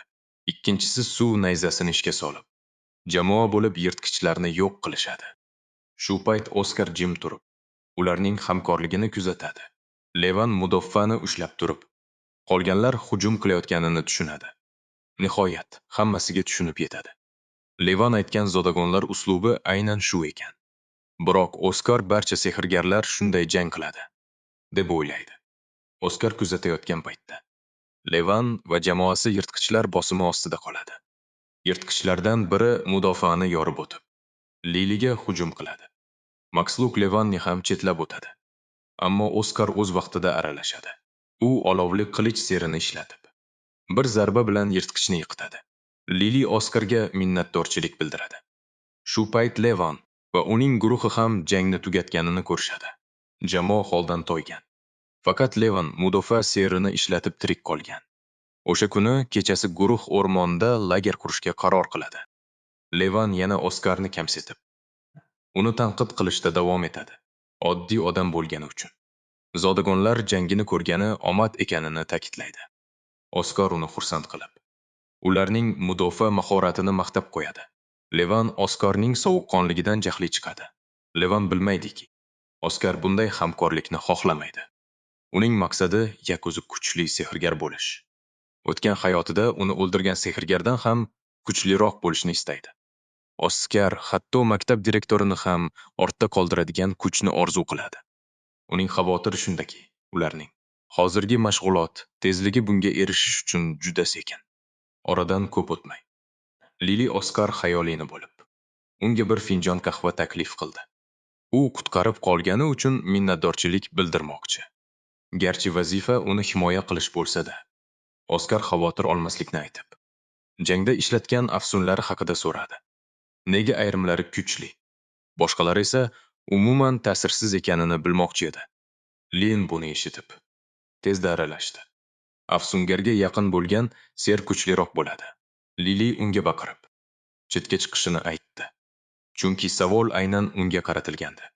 Lin chekindi, lekin ketayotib, Oskarga nisbatan o'sha odatiy kamsituvchi gapini aytdi. Shundan so'ng Lili ser nazariyasini Oskarga batafsil tushuntira boshladi. Ser egalasidan uzoqlashishi bilan yana managa tabiatga qaytadi. Oskar shuning uchun ham havoda otilgan sehrlar tezda g'oyib bo'lishini angladi. Uning miyasi yana yangi bir ser nazariyasini hisoblab chiqdi. Sehr formulasi faqat yetarli mana bilan faollashsa, Oskar uning kuchini oshirish mumkinligiga qiziqib qoldi. Aynan shu paytda uning xayollari Lili qahvani juda quyuq qilib yuborganidan shikoyat qilishi bilan bo'lindi. Oskar o'z finjoniga tikilib qoldi va uning so'zlaridan yangi g'oya tug'ildi. Lili uning diqqatini tortmoqchi bo'ldi. Ammo Oskar ser kuchini oshirish haqidagi yangi nazariyasiga butunlay sho'ng'ib ketgandi. Nihoyat u bu nazariya qilichbozlikdagi qoidalar bilan o'xshash ekanini tushunib yetdi. O'rmonning bir chekkasida professor Ayan sirli doira orqali Oskar va guruhni kuzatayotgan edi. Bu vaziyatlar uning ishi ekani va Levan vaziyatni boshqarib qolganidan hayratda ekani ayon bo'ldi. Levanlarning Aldrid sulolasi eng qiyin odamlar sifatida mashhur. Levan endi katta to'siqqa aylangani uchun, Ayan rejalarini barbod qilmasligi uchun uni yo'qotishga qaror qildi. Asosiy lagerda professor Rut tunni o'tkazayotgan talabalarni kuzatib turardi. Talabalar sovuqdan qaltirab bir-biriga yopishib yotishar. Rut esa qorovullik qilardi. Kun bo'yi kuzatuvlardan so'ng ularning ko'pchiligi mashg'ulotni tashlab ketmagandan mamnun bo'ldi. Bu uning joriy yilgi talabalar haqiqatan ham iqtidorli ekaniga bo'lgan ishonchini mustahkamladi. Birozdan keyin Izabel o'rnini almashtirishga keldi. Rut esa dam olgani uchun xursand bo'ldi. Shu payt talabalar orasida mashhur Izabelni ko'rishlari bilan g'ala-g'ovur boshlandi. U sirli doira yordamida boshqa talabalarning ishini tekshirib, ularning ko'rsatkichlaridan hayratda qoldi. Odatda Izabel layoqatsiz odamlarga qarashni yoqtirmaydi. Ammo bu yilgi birinchi sinf kutganidan ham yaxshiroq. Ayniqsa Zazan juda tez o'sib borayotgandi. Yana bir kumushrang sochli qiz bor. U kitobdan bir soniya ham ko'z uzmaydi. Aynan shu payt Izabel Oskar va uning guruhi ko'rinmayotganini payqab qoldi. Rut ularning efir signali uzilib qolganini tushuntirdi. Shuning uchun ular haqida hech qanday yangilik yo'q edi. U Izabelga professor Ayandan aniqroq ma'lumot olishni maslahat berdi. Biroq Rut atrofga qaragan edi. Ayan hech qayerda ko'rinmasdi. 5-qabristonda Levan va guruhi tunni o'tkazish uchun joylashishdi. Bittasi esa navbatchi edi. Ammo Oskar hamon ser nazariyalari haqida o'ylash bilan band edi. U manani qilichbozlar kabi tanani kuchaytirish uchun qanday ishlatishni tushunishga urinardi. Aslida, qilichbozlar o'z tanasidagi energiya oqimini aylantirib, jamlab kuchaytirishadi. Oskar nazariyasini oxirigacha tushunib ulgurmay, birdaniga xavfni his qildi. To'satdan navbatchilik qilayotgan ikki yigit butalar orasidan yugurib chiqib, qochishni baqirishdi. Levan esa qadar mensimaydi.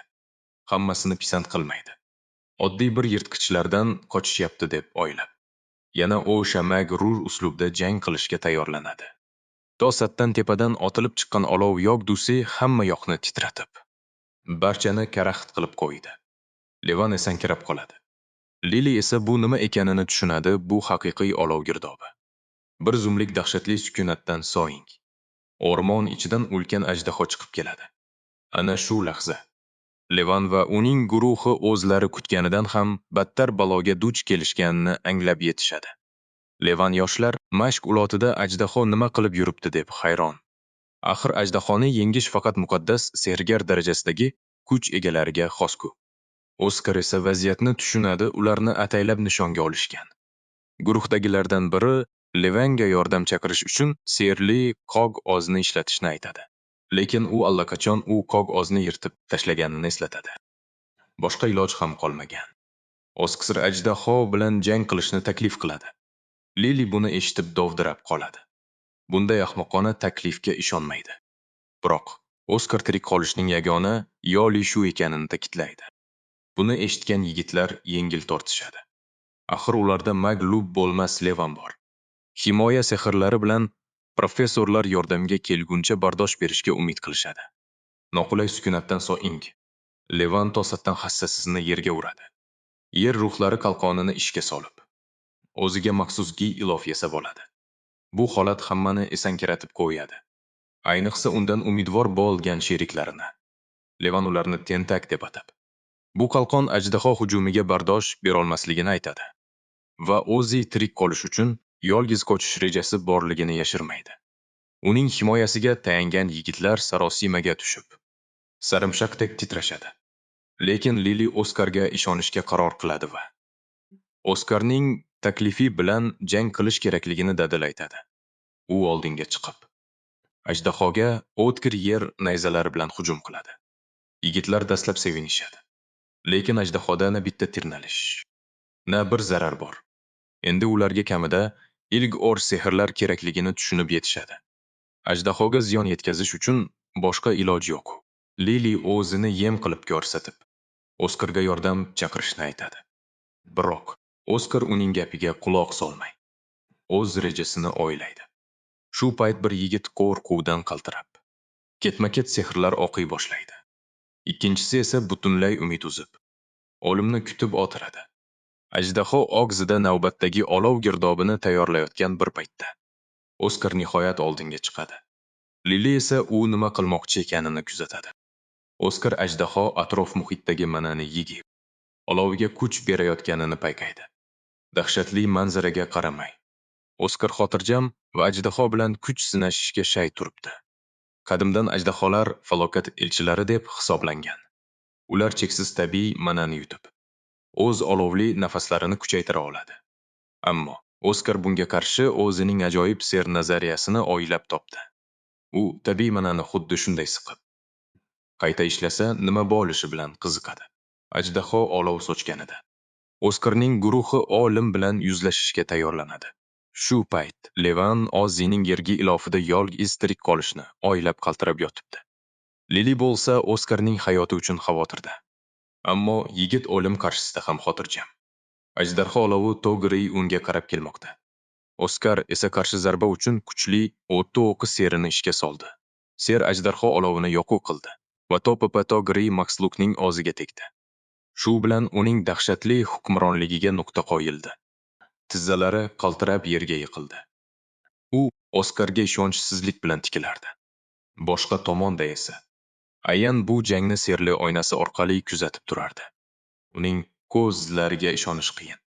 Birinchi kurs talabasi Oskar birgina zarba bilan ajdarhoni yengdi.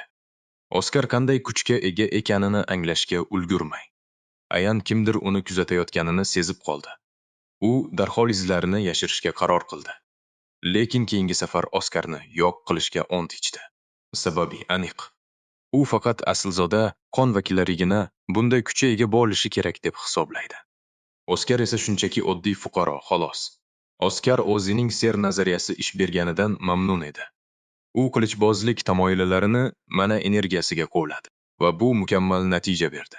Bu fikrga faqat sobiq qilichboz sifatidagi tajribasi tufayli kela olgan. Oradan ko'p o'tmay, ikki yigit ajdarho haqiqatan ham o'lganini tekshirib ko'rishdi. Ular hamon omon qolganlariga ishona olmayotgandilar. Nihoyat Levan o'zining tuproqli giyozasidan chiqdi. U ham oddiy fuqaro ajdarhoni maglub etganidan lol qolgandi. Aslzoda bo'la turib, oddiy fuqaro tomonidan qutqarilganiga hali ham ko'zi yetmayapti. Lili ham hayratdan qotib qolgan. Nimalar yuz berganini tushunishga urinardi. Oskar yerga yiqildi. Lili esa darhol uning yoniga yugurib keldi. Oskar esa shunchaki haddan tashqari charchaganini aytib, uni tinchlantirishga urindi. Ishlatgan ser juda kuchli edi. Bor quvvatini tortib oldi. Butun tanasi yonayotgandek. Xuddi hozir portlab ketadigandek tuyulardi. Biroz o'tib, o'rmondan eshitilgan shovqin ularni yana vahimaga soldi. Lili yana bir maxluq hujum qilyaptimi deb o'yladi. Lekin bu Izabel va uning ulkan golemi ekan. Ma'lum bo'lishicha, u teleportatsiya izlarini topib, shu yerga yetib kelgan. Izabel ulardan ahvolni so'radi, lekin guruh hamon shok holatida. Javob berishga kuchlari yetmadi. Oskar uni chaqirdi-yu, hushidan ketdi. Hamma unga tomon yurdi. Izabel esa ajdarho jasadini ko'rib qoldi. U yulduz shogirdi yana imkonsiz ishni uddalaganini darrov tushundi. Akademiyaga qaytishlari bilan ularni bitta-bitta so'roq qilishga ahd qildi. Guruhdagilar Oskar uchun qattiq xavotirda edilar. Levan esa akademiyaga qaytgach, boshiga tushadigan sharmandalikdan qo'rqardi. Guruh akademiyaga qaytish uchun yo'lga chiqdi.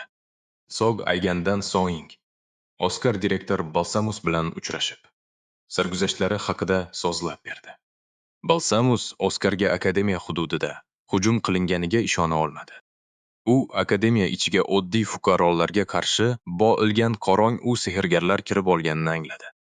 Keyin u Oskarni hujumdan omon chiqqani uchun maktab qo'ydi.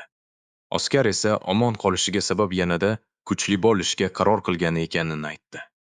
U Balsamusga kuchli bo'lish yo'lidagi birinchi qadamni bosganini hayajon bilan so'zlab berdi. Balsamus Oskarga akademiyani tark etishni maslahat berdi. Maktab ekstremistlar uyasiga aylanganini va u yer endi xavfli ekanini tushuntirdi. Balsamus unga sersiz, tinch hayot kechirishni maslahat qildi. Omon qolishning yagona yo'li shu ekanini ta'kidladi. Buni eshitgan Oskar o'tmishdagi yutuqlariga qaramay naqadar baxtsiz bo'lganini eslab qoldi. Balsamus unga sersiz ham baxtli yashash mumkinligini aytib o'tadi. Sersiz ham baxt topish imkoni borligini tushuntiradi. Yoshlikda hayotni behuda o'tkazmaslikni maslahat beradi. Balsamusning gaplarini eshitib, Oskar Izabel bilan ser mashq qilgan baxtli onlarini eslaydi. Bunga voz kechishni istamagan Oskar rektorning maslahatini qat'iy rad etadi.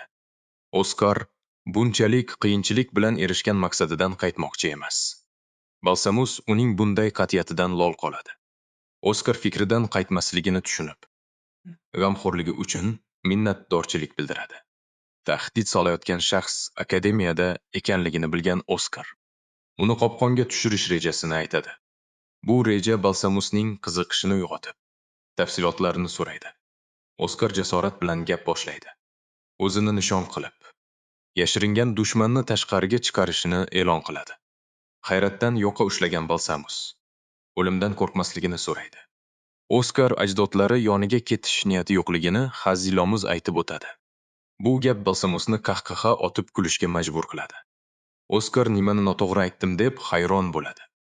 Oskarning tushunmagan qiyofasini ko'rib, Balsamus darhol uzr so'raydi. Oskar kurashishga qat'iy qaror qilganini ko'rib, Balsamus uni qo'llab-quvvatlashga rozi bo'ladi. Ikkalasi kelishuv ramziy sifatida qo'l berib ko'rishadi. Keyinroq Balsamus yangi serli hassani sotib olishni maslahat beradi. Hayron bo'lgan Oskar hassasini tekshirib, u butunlay yaroqsiz holga kelganini ko'radi. Izabel unga vaqtinchalik foydalanish uchun hassa beradi. Yangisini olguncha yana bitta oddiy boshlang'ich hassani taqdim etadi. Oskar sehrgarlar uchun hassa shartmi deb qiziqadi. Izabel barmoq bilan yozish qiyinligini tushuntiradi. Barmoqni siyohga botirib, hassa yozuv quroli, mana esa siyoh ekanini ko'rsatadi. Sehr formulalarini hassasiz ham chizish mumkin. Lekin ular juda qiyshiq va sifatsiz chiqadi. Izabel mukammal ser yaratish uchun sifatli qurol kerakligini uqtiradi. Izabel bilan xayrlashib, Oskar hassa izlab yo'lga chiqadi. Darvoza oldida kutib turib, hassasi qanday qilib bir jangdayoq sinib qolganiga hayron bo'ladi. Ajdarho bilan jangda to'plagan kuchim hassaga og'irlik qildimi deb o'ylanadi. O'y-xayollarni bo'lib, Lilining ovozi eshitiladi. Uni kuttirib qo'ygan uchun uzr so'raydi. Oskar esa dam olish kunida uni hamrohlikka majbur qilgandan xijolat chekadi.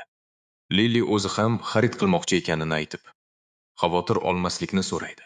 Ikkalasi xursand bo'lib hassa do'koniga otlanishadi. Birinchi do'konga kirishlari bilan o'z ko'z qamashtiruvchi hassalarni ko'rib hayratga tushadi. Do'kondor o'z kolleksiyasi bilan faxrlanib maqtana boshlaydi.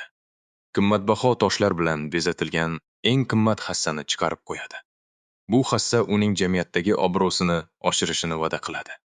Oskar bu toshlar ser kuchiga ta'sir qiladimi deb qiziqadi. Lekin Lili savol berishdan oldin narxiga qarashni pichirlab maslahat beradi. Narxini ko'rgan Oskar hayratdan og'zi ochilib qoladi. Lili byudjetga to'g'ri kelmaydigan bu do'kondan chiqib, boshqasini ko'rishni taklif qiladi. Lekin navbatdagi do'kon undan ham qimmat chiqdi. Ilojisiz qolganlar qochishga majbur bo'lishdi. Bir nechta do'konni aylanib chiqqach, Oskar va Lili oxiri taslim bo'lishdi.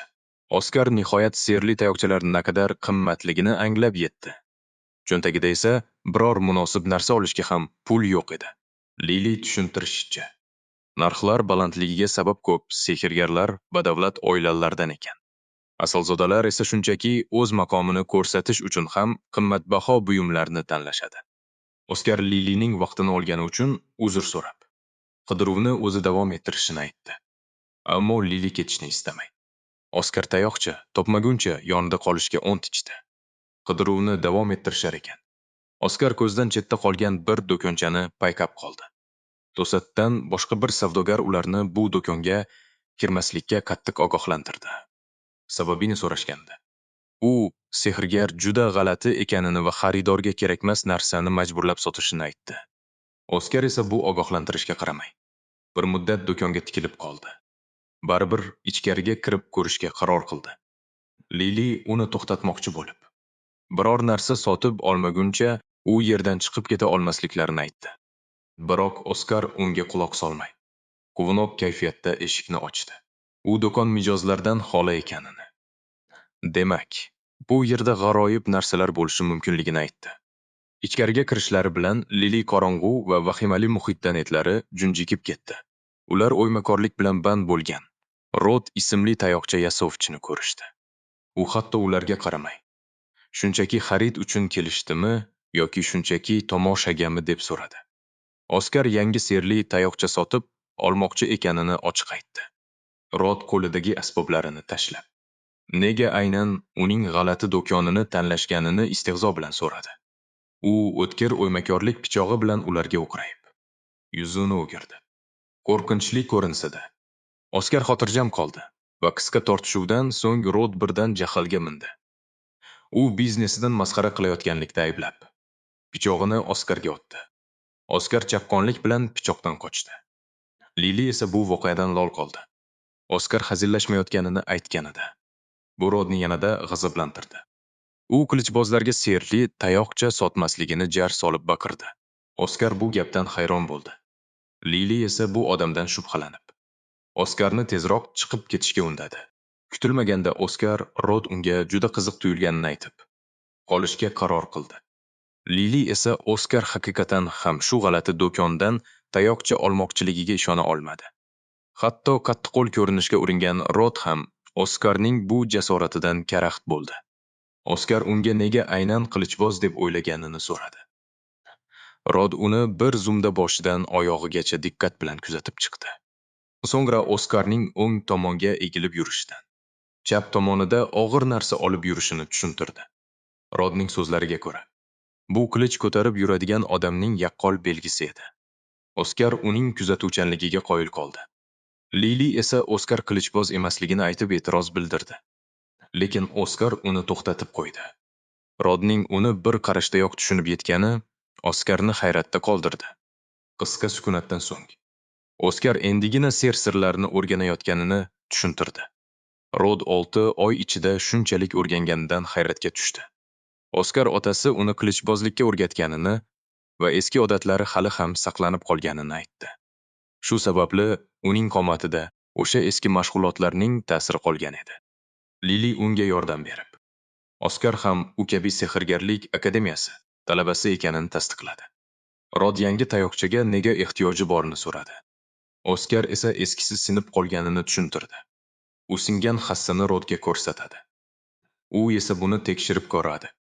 Rod esa hassa butunlay yaroqsiz bo'lib qolganini aytadi. Diqqat bilan qarab, hassa ichidagi serli doira chil-chil singanini tushuntiradi. Bunga sabab hassaga juda ko'pi mana haydalgani. Oskar tushunmagach, Rod hammasini batafsil tushuntira boshlaydi. Katta hassalar ko'pi mana sigdiradi, lekin ularni boshqarish qiyinroq. Kattaroq hassalar mukammal mana nazoratini talab qiladi. Bu esa ishni murakkablashtiradi. Rod bu sodda hassa o'lchami tufayli yangi boshlovchilar uchun ayni muddao ekanligini aytadi. So'ngra u eslatib o'tadi. Sehrgarlar akademiyasi professorlari tajribali bo'lgani uchun murakkab hassalardan foydalanishadi. Rodning tushuntirishidan keyin Oskarning yangi serli nazariyasiga oddiy hassa bardosh bera olmaganidan hayron qoladi. U Roddan o'zga mosini tavsiya qilishni so'raydi. Lekin Rod sotish haqida hali qaror qilmaganini aytadi. Oskar va Lili bunga hayron qolishadi. Chunki Rod ularga iliq munosabatda bo'lgandi. Rod hassa ko'rgazmasiga ishora qilib, eng yaxshisini tanlashni buyuradi. Agar tanlov ma'qul kelsa, uni sotishni aytib o'tadi. Oskar ko'rgazmani ko'zdan kechira boshlaydi. Lili esa nafasini ichiga yutadi. Uning xavotiri ortib bormoqda. Chunki hassaning qimmati uning o'lchami va materialiga bog'liq. Nodir materialdan yasalgan hassalar qimmat. Chunki ular mana o'tkazuvchanligini oshiradi. To'satdan Eng yuqori javondagi bir hassa Lilining e'tiborini tortadi. Uni diqqat bilan o'rganib chiqqach, u bu hassa qimmatbaho Hagonomi yog' ochidan yasalganini tushunadi. Lili bu hassaning narxi bilan bir yil bemalol hashamatda yashash mumkinligini biladi. U ichida Oskarning o'sha hassani ko'rishini so'raydi. Lekin foydasi yo'q. Oskar baribir Oskarda. Ko'zlari Dokondagi eng oddiy hassaga tushadi. U hassani qo'liga oladi va xuddi lotereyada yutgandek uni siltab, shu ma'qul ekanini g'urur bilan aytadi. Lili esa dovdirab qoladi.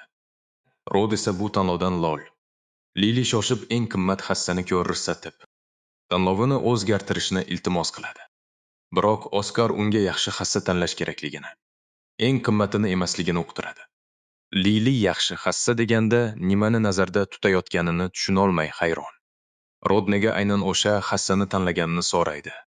Oskar shunchaki issiq his uyg'otgani uchun tanlaganini aytadi. Ishdan chiqqan hassa deydi. Lekin Oskar eski bo ilsa ham butunligini ta'kidlaydi. Jang maydonida eng yomoni qurolning sinib qolishi ekanini tushuntiradi. Oskar hassaning tashqi ko'rinishi eskirgan bo'lsa ham, funksiyasi joyidaligini aytadi. U bu hassa foydalanuvchining ehtiyojlarini hisobga olib yasalgan deb qo'shadi. Rod Oskarning gapidan ta'sirlanib, indamay ortga chekinadi. Ular esa hayron. Ketishidan oldin Oskar uni sotib olishi mumkinligini so'raydi. Rod esa u sotuvda emasligini aytadi. U bu hassani ko'p yillar oldin Ogeli uchun yasagan ekan. Oskar va Lili buni eshitib hayron. Lili nega sotilmaydigan hassani ko'rgazmada saqlashini o'ylaydi. Rod hassadan oldin egasi vafot etgani uchun shunday ekanini aytadi. Biroq Ogilayning o'limi haqida boshqa ortiqcha gapirmaydi. Rod shunchaki Oskarga tayoqcha juda eskirganini va uni yaxshi deb bo'lmasligini aytdi. U indamay ish joyiga qaytdi. Lili esa ketish vaqti kelganini tushundi. U Oskarga yaxshi tayoqcha topmagunicha yonida qolishga va'da berdi. Rod tayoqcha sotmaganidan Oskar biroz xafa bo'ldi. Chunki suhbat qiziq kechayotgandi. Ammo do'kondan chiqishga cho'glanishgan edi. Rod ularni ortga chaqirdi. Oskar hayron qoldi. U Oskarga mos keladigan tayoqchani olib kelguncha kutishni buyurdi. Bu xabarni eshitib, Lili va Oskar quvonib ketishdi. Mehnatlari zoya ketmadi. Rod tayoqcha ortidan ketishi bilan Lili yengil nafas oldi. Do'konga kirganlardan beri u juda asabiy edi. Oskar uni bezovta qilgani uchun uzr so'radi va Rod qanday tayoqcha bermoqchi ekanligi qiziqayotganini so'radi. Afsuski, Lilining asablari hali joyiga tushmagandi.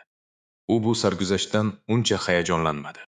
Oskar bundan juda zavqlanayotganini u yaqqol sezdi.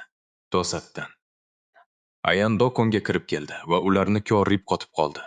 Oskar va Lili ham hayron qolishdi. Ayan esa nima uchun bu yerda ekanliklarini so'radi.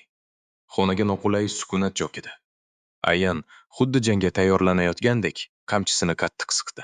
Oskar unga tik qarab turdi. Soddadil Lili esa quvnoq ohangda Ayan tayoqcha olgani keldimi deb so'radi. Ayan mavhum javob qaytardi. Shu payt Rod qaytib kelib, uni xushchaqchaq kutib oldi. Ayan Rodga bosh irgadi-yu, xuddi qarzdorlardan qochayotgandek do'kondan chiqib ketdi. U Rodga mijozlar bilan bandligini bilib, keyinroq kelishini aytdi. Lili uni kuzatib qo'ymoqchi bo'lib yugurdi. Ammo Ayan allaqachon uzoqlashib bo'lgandi. Lili professorning Rod bilan ilgan ishiga xalaqit berib, qo'ydikmikan deb xavotir oldi. Bu voqealar davomida Oskar xotirjam va jim turdi. Bir necha soniyadan so'ng Rod sirli tayoqchani tozalab, uni Oskarga yangi hamroh sifatida uzatdi. Oskar u unchalik ko'rkam bo'lmagan tayoqchaga xuddi mo'jizaga qaragandek ko'zlari yongan holda boqdi. Lili bu tayoqcha o'sha mashhur kelib chiqish daraxtidan yasalganini tanidi. Bu ulkan daraxt ma'lum bir orol davlatida o'sishi aytiladi. U har qanday iqlimda, eng o'g'ir sharoitlarda ham o'saveradi. Uning tanasi hech qachon qurmaydi va chirmaydi. Barglari doim yashnagan. Shoxlari esa o'nlab yillar davomida yangilanib turadi. Bunday daraxtdan yasalgan tayoqchani ko'rib, Lili hayratdan qotib qoldi. Chunki u eng noyob va qimmatbaho material hisoblanadi. Lilining bilimdonligi Rodni lol qoldirdi. U tayoqcha juda katta miqdordagi manani ko'tara olishini aytdi. Tayoqchaning ko'plab afzalliklari ichida faqat shu jihati Oskarni qiziqtirdi. Ammo u quvonishga ulgurmay, Lili kamtarona byudjetlari tufayli qancha qonlardan chiqib ketishganini eslatdi. Buni eshitgan zahoti Oskarning quvonchi yoqqa chiqdi. Shunga qaramay, Rod tayoqchani unga uzatib, uni sotmasligini aytdi. U buni marhum o'g'li uchun sov sifatida yasaganini tushuntirdi. Urushdan qaytgach bermoqchi edi. Ammo yigitcha qaytib kelmadi. Oskar tayoqchani xuddi sinib ketadigan tuxumdek ehtiyotkorlik bilan qo'liga oldi. Rod ish joyiga qaytar ekan. Buning uchun pul kerak emasligini ta'kidladi. Ular jim qolishgach, Rod qat'iy ohangda yana qaytardi. U Oskarga boshqa tayoqcha sotish niyati yo'qligini bildirdi. Rod tushuntirishicha, do'kondagi boshqa hech bir serli tayoqcha Oskar uchun mos emas. Ishongan Oskar yangi qurolini mahkam ushlab, Rodga kamtarlik bilan rahmat aytdi. Rod uni tezroq haydab, tayoqchani sinab ko'rishni buyurdi. Oskar tayoqchani to'g'ri ushlab, ko'zlarini yumdi va unga mana oqimini yo'naltira boshladi. Rod esa Oskar tayoqcha bilan qanday bog'lanayotganini diqqat bilan kuzatdi. Oskar tayoqchaga mana yuborayotganda g'alati bir hisni tuydi. Ilk bor foydalanayotgan bo'lsa-da, bu xuddi yillar davomida ishlatib kelgan qurolidek tuyulardi. Oskar ishni tugatishi bilan Rod ularni do'kondan tezroq chiqib ketishga buyurdi. U do'konni haqiqiy xaridorlar uchun ochishi kerakligini ta'kidladi. Oskar Ayan haqida so'rab qolishga qaror qildi. U Roddan Ayan tez-tez bu yerga kelib turishini surishtirdi. Bir necha kun o'tib, Oskar va Lili sinfdoshlari oldida 5-qabristondagi hodisa haqida gapirishdi. Maktab allaqachon bu voqeani teleportatsiya doirasidagi nosozlik deb e'lon qilgandi. Hamma Oskar va uning guruhi omon qolganiga hayron qolgan edi. Ular Levan qo'rqoqlik qilgani haqida g'iybat qilishib, uni ayovsiz tanqid qilishardi. To'satdan qamchi ovozi eshitilib, Ayan kirib kelishi bilan sinf jimib qoldi. U barchani qattiq qo'yi boshladi. Dars paytida uning hurmatli shaxsiga e'tibor bermay pichirlashgani uchun. O'quvchilar qo'rquv ichida uzr so'rashdi. Oskar esa xotirjamlik bilan domlaga tikilib qoldi. Rod unga Ayan marhum o'g'lining otryad sardori bo'lganini aytgandi. Ayan jang maydonida o'g'li halok bo'lganida yonida bo'lgan va xabarni Rodga o'zi yetkazgan. Ayan o'sha eski tayoqchani xotira sifatida qaytarib bergan. Lili bu hikoyani eshitib, qattiq ta'sirlandi. Rod hatto Ayanni yaxshi inson deb maqtadi. U oddiy xalq vakili bo'lgan o'g'liga zodagon Ayan har doim yaxshi munosabatda bo'lganini aytib berdi. Buni eshitgan Oskar ko'zlari kattalashib, Rodga savol berdi. Tayoqcha shu qadar ko'p ishlatilganki, uning o'g'li zodagonlardan ham kuchli sehrgar bo'lganmi? Rod hayratda qoldi va Oskar buni qayerdan bilganiga lol qoldi. Rodning hikoyasidan so'ng Oskar izlayotgan javobini nihoyat topdi. Ayan dala o'quv mashg'ulotlariga mas'ul professorlardan biri ekanini esladi. Bu esa uni asosiy gumonlanuvchiga aylantirardi. Oskar Ayan hayotiga suiqasd qilgan shaxs ekaniga amin bo'ldi. Chunki Ayan hali fosh bo'lganini bilmaydi. Birinchi bo'lib zarba berishga qaror qildi. Keyinroq Ayan aloqa sirli doirasi orqali o'z tashkiloti bilan bog'landi. Sirli ovoz Ayanni jang maydonidagi vazifani bajargani uchun maqtadi. Ular kutilganidan ham a'lo darajada ishlagani uchun uni olqishlashdi.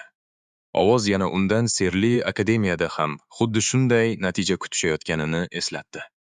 Ayin ko'rinib turgan darajada xavotir bilan buyruqni bajarishini aytdi. Xuddi ikkilanishini sezgandek. Ovoz undan maktabdagi vazifa jang maydonidan qiyinroqmi deb so'radi. Ayan tezda yo'q deb javob berdi. Ovoz esa natija tezroq kerakligini talab qildi. Ayan o'sha joyda qotib qoldi. Ko'zlari tashvishga to'la edi. Shu payt direktor xonasida Oskar topgan dalillarini direktorga oshkor qildi. Balsamus hujum ortida Ayan turganini eshitib, shokka tushdi. Ayan qahramon sanaladi. Safdoshlari uchun jonini berishga tayyor. Bunga ishonish qiyin. Oskar Balsamusga Ayan haqidagi qahramonliklari unga ham ma'lumligini aytadi. Lekin u aybdor aynan Ayan ekanligiga shubha qilmaydi. Oskar qat'iyatini ko'rib, Balsamus uning so'zlariga ishonishga qaror qiladi. Ammo u ochiqdan ochiq ogohlantiradi. Dalillarsiz hech narsa qilib bo'lmaydi. Oskar esa xotirjamlik bilan o'zi dalil bo'lishini e'lon qiladi. Lekin Oskar rejasini tushuntiradi. Mashg'ulotdagidek. Uni hujumga chorlaydi. Guvohlar kam joyda Ayan yana o'zini fosh qilishiga majbur qilmoqchi. Ayan bu imkoniyatni qo'ldan boy bermaydi. Balsamus o'ylanib turgan edi. Stoldagi xatga ko'zi tushadi. Unda imperator malikasini kuzatib borish vazifasi yozilgan. Ajoyib. Oskar aytgan tuzoq uchun ayni muddao. Malika Ariel aslida 1-sinfda o'qishi kerak edi. Ammo uning kelishi kechikdi. Qirollik avlodidan o'tib kelayotgan ser bilan bog'liq muammolar tufayli Ruth darsida Ariel haqida aytib, uni olib kelish topshirig'ini e'lon qiladi. Maxsus guruh poytaxtga borib, Malikani maktabga qaytarishi kerak. Ruth bu missiya uchun sinfning eng iqtidorli o'quvchilarini tanlab olgan. Ular orasida Oskar va Zazen ham bor. Va kun bo'yi kitobga ko'milgan o'sha sirli qiz. Oskar bu missiya Ayanni o'ziga jalb qilish uchun mukammal ekanligini tushunadi. Ruth briefingni tugatib, savollari borligini so'raydi. Zazen darrov qo'l ko'taradi. U yana o'zining sevimli nishoni Oskarni kamsitmoqchi. Hamma bu yerda juda iqtidorli bo'lgani uchun. Zazen Ruthdan Oskarning kuchi ularnikiga mos kelishini so'raydi. Ruthning javobi esa uni shok holatiga tushiradi. Oskarning kuchi undan ham o'zib ketgan. Dala mashg'ulotlardagi natijalari bilan butun sinfni ortda qoldirgan. Zazen g'azabda va tushunarsiz ahvolda. Kitobxon qiz esa parvoyi falak. Ruthning bahosiga qaramay, Zazen buni qabul qilmaydi. U Oskarni hali o'quvchi darajasida deb, oddiy serni ham eplay olmasligini ta'kidlaydi. Oskar esa Zazenning tanalarini xotirjam eshitib turibdi. Zazen rashkchi boladayin. Nimaga hamma uni maqtayotganini tushunmay g'o'ldiraydi. Izabel va direktor ham uni maqtashganini ko'rdi. Endi esa Ruth ham ularga qo'shildi. Zazen buni hazm qila olmaydi.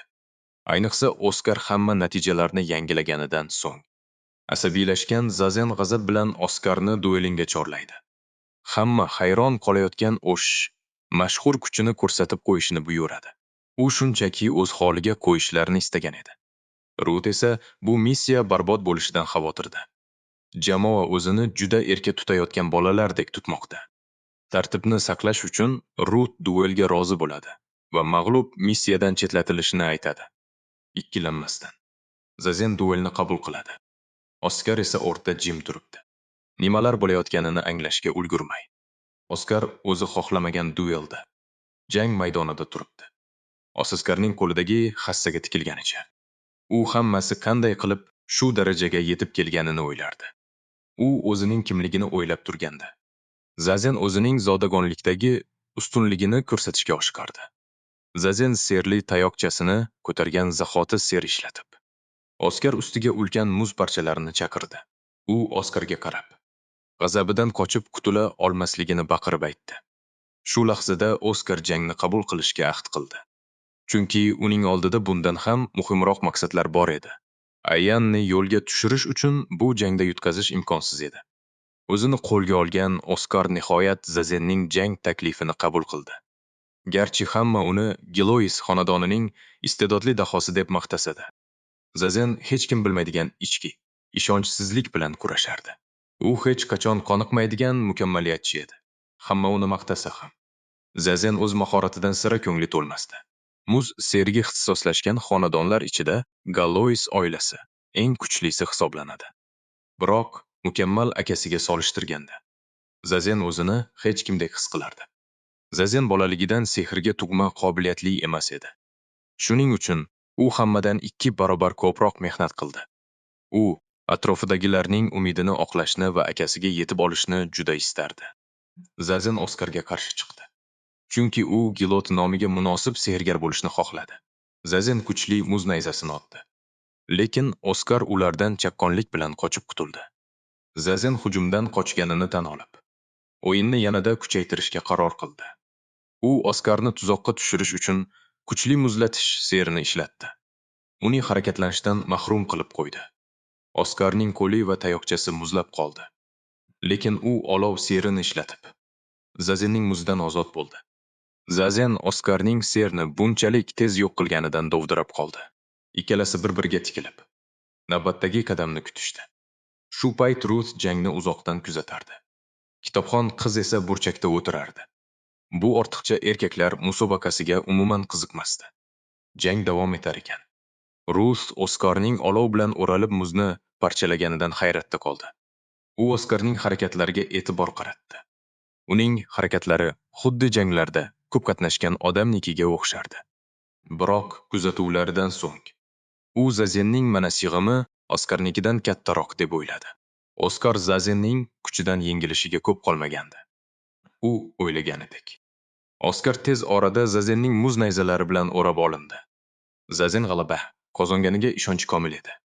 Zazen takabburlik bilan oddiy inson uchun Oskarning iqtidorini maqtadi. Lekin u hali ham bu ko'p yillik mashg'ulotlari va tajribasiga teng emasligiga ishonardi. Zazen Oskarni yengib, ustunligini ko'rsatish uchun yana bir kuchli muz nayzasi serini ishlatdi. G'alati narsa sodir bo'ldi va hatto kitobxon qizni ham to'xtatdi. Hech qachon kitobidan ko'z uzmaydigan qiz boshini ko'tardi. Ruth Oskar managa burkangan holda yerdan ko'tarilganini ko'rib lol qoldi. Oskar Zazenni kuttirgani uchun uzr so'radi. Go'yo u shu paytgacha qizinyapti deb o'ylardi. U tayyorgarlik ko'rish uchun vaqt ajratganini aytdi va bu Zazenni karaxt qildi. Oskar Zazenga hujumga o'tishini ishonch bilan ma'lum qildi. Lekin Zazen endi hammasi kech ekanligini aytdi. U Oskarni qamab qo'yish uchun oxirgi kuchli muz qamoq serini ishlatdi. Bu Oskar uchun kutilmagan hol bo'ldi. Chunki u buni kutmagan edi. Oskar paykam qildi. Zazenning muz nayzasi hujumi ortida aynan shu hiyla yashiringan ekan. U xotirjam. Mana takomillashuvi yakunlangan. Zazenning bu muz qamog'i esa uning uchun shunchaki o'yinchoq. Yangi serli hassasi o'sha mashg'ulotdagi ajdahoni yiqitgan kuchga dosh bera olishiga ishonchi komil. Zazen uni muz qamog'iga kiritishga urinayotgan bir paytda Oskar olov qilichi sehri bilan muz qamog'ini bir zarbada chil-chil qilib tashladi. Zazen o'zining eng kuchli hujumi qaytarilganidan shokka tushdi. Ruth ham hayratda. Hatto kitobxon qiz ham jangni kuzatishga o'tdi. O'z serining kutilganidek ishlayotganidan mamnun. Mana oqimi tanasini yengillashtirib yuborgandek. Sehrlari esa hech qanday nuqsonsiz. O'z-o'zidan namoyon bo'lmoqda. Bu Oskar uchun haqiqiy zavq. Zazen uchun esa kun omadsiz. Uning himoyasi yorib o'tildi. Oddiy odam uning mudofaasini bunchalik oson yenganiga ishonmaydi. U yana qarg'inmoqchi bo'lgan edi. Oskar unga yaqinlashdi. Oskar yaqinlashayotganini ko'rib, Zazen beixtiyor akasini esladi. O'sha vaqtlar u faqat akasiga o'xshashni orzu qilardi. Biroq akasi doim Zazen uni ortiqcha baholayotganini aytardi. U o'zini hech qachon g'ayrioddiy deb hisoblamagan. Dunyoda uni arzimas qilib ko'rsata oladigan son sanoqsiz odamlar borligini ta'kidlardi.